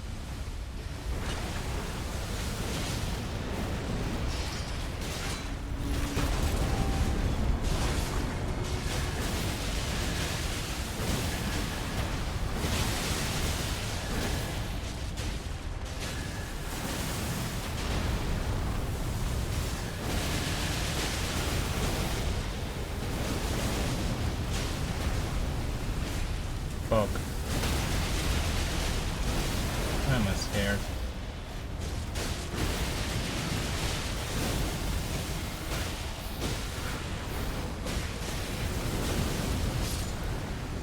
Jesus Christ, yeah, I'm definitely making this legendary.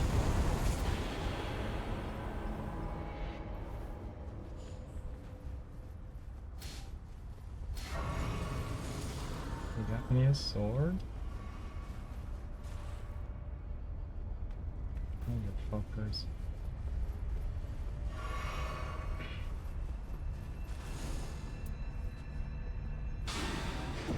Oh my gosh!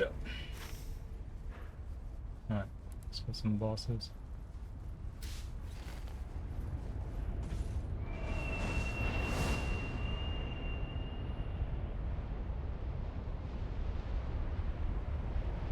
I don't wanna wait for my life to be over.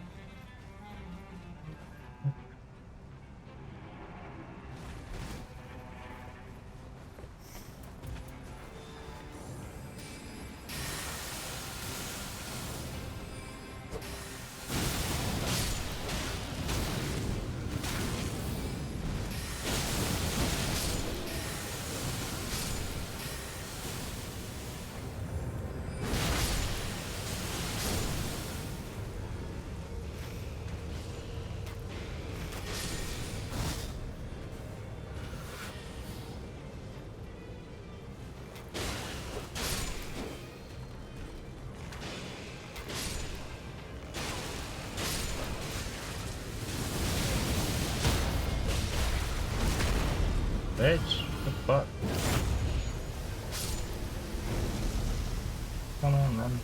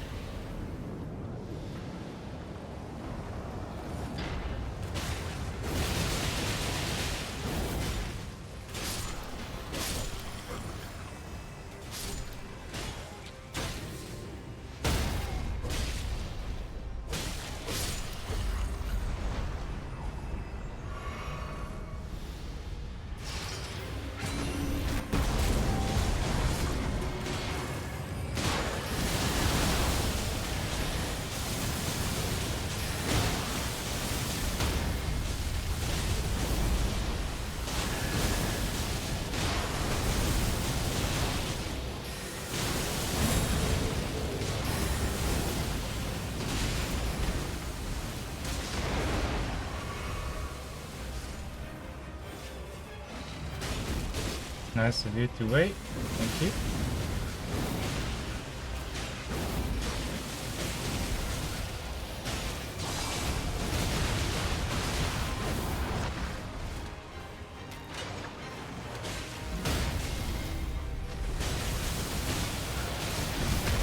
Teleportation, motherfucker.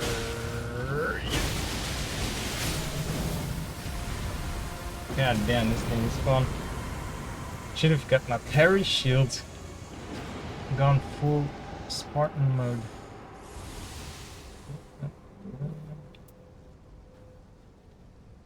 Survivability or damage? Should do damage, right?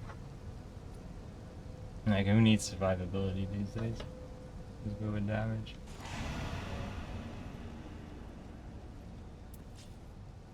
Oh, is this? Oh no, they went in? Are they doing the thing? I don't like doing the thing. Never mind.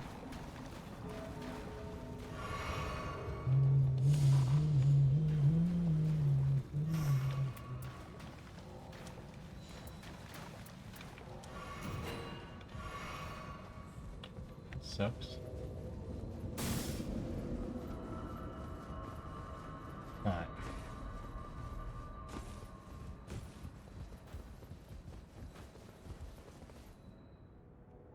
I was looking for shards. I ain't got money, mate. Sorry.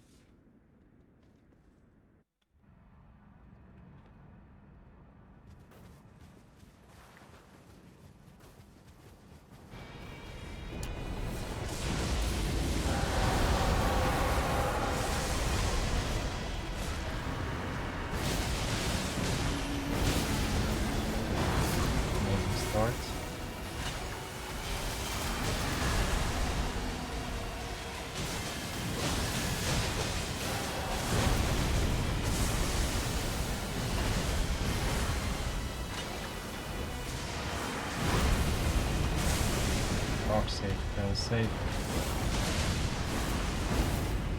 Should aim at a bigger portion of this guy. Got it.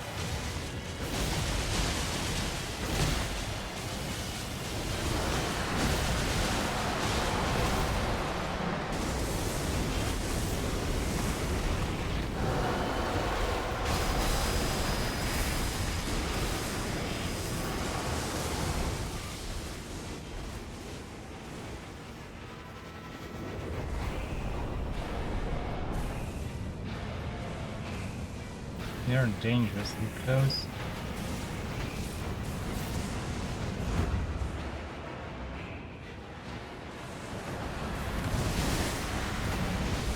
That was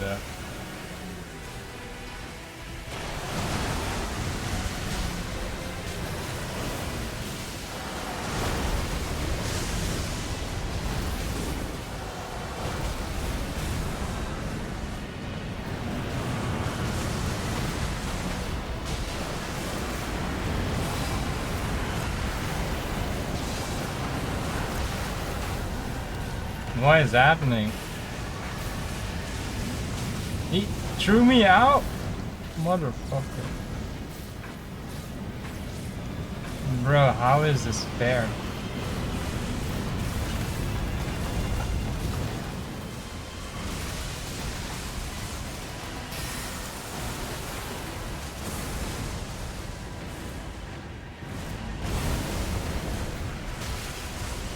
Holy fuck, I'm not having a good time here. This is ass. Oh.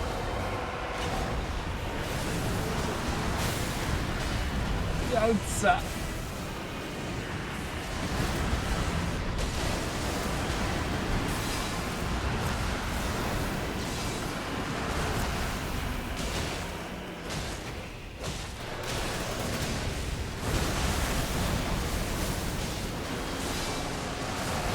Uh-oh. Shit. Make him stop! Thank you.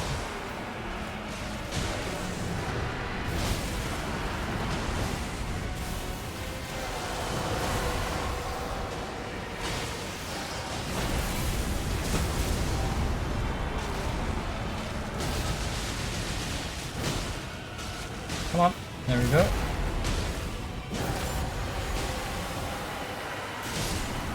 Hell yeah, mother. Number 3.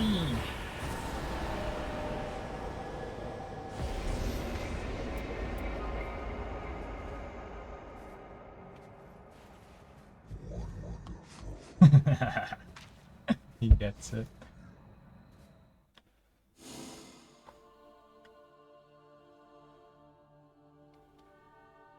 Yeah, that weapon, holy fucking hell, man. That is insane.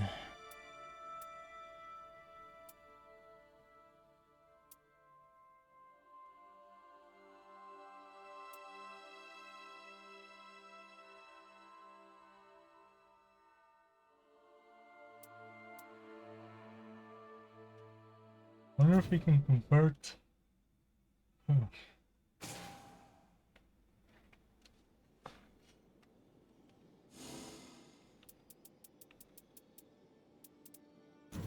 I'm down to do one last.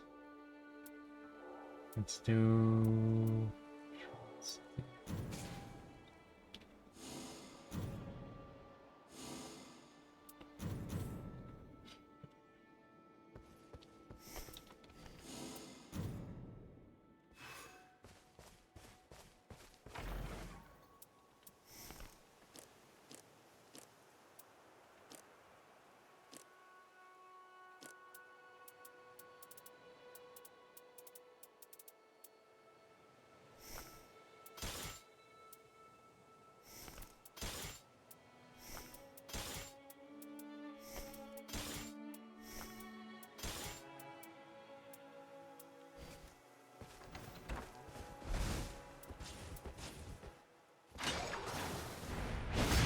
Actually do it.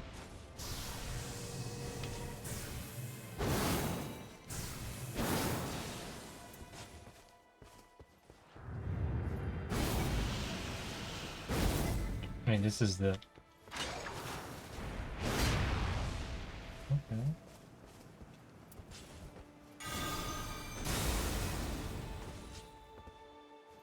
It does.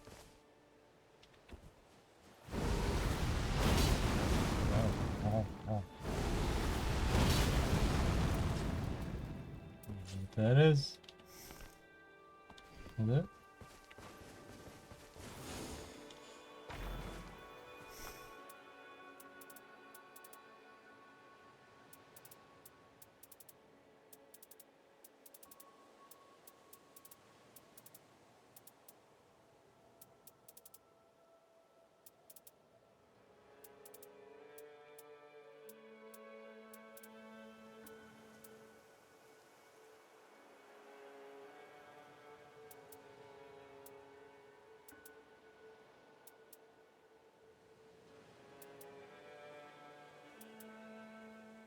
This is pretty fucking cool as well.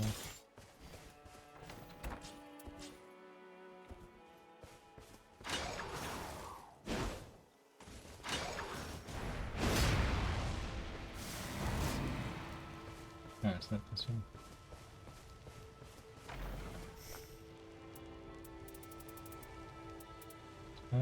Which one is it?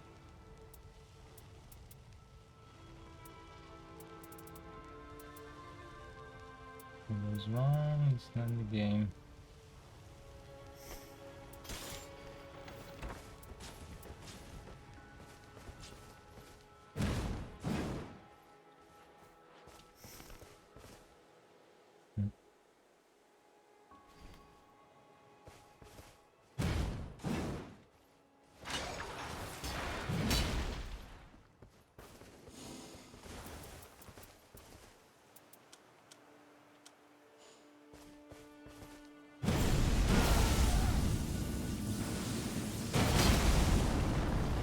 Oh.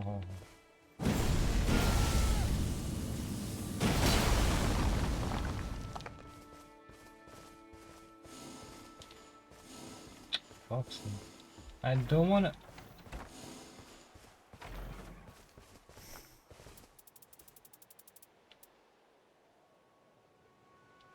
Wave of destruction.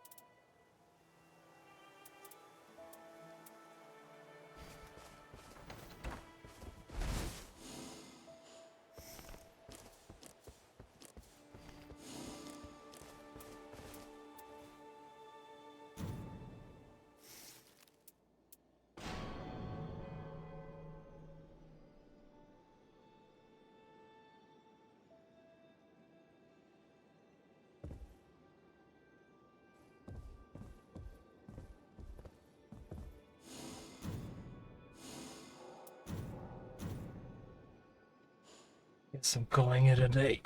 Oh, that was not so fun. Do some work tomorrow. Yeah, kind of weird how the first 4 attempts were hard as fuck. I guess now you get queued up with the people who choose the particular. Ah, maybe that's why nobody chose the Night City. They all want the lava. I guess it makes sense, right? The upgrade. Anywho, see you all tomorrow. Have a good one.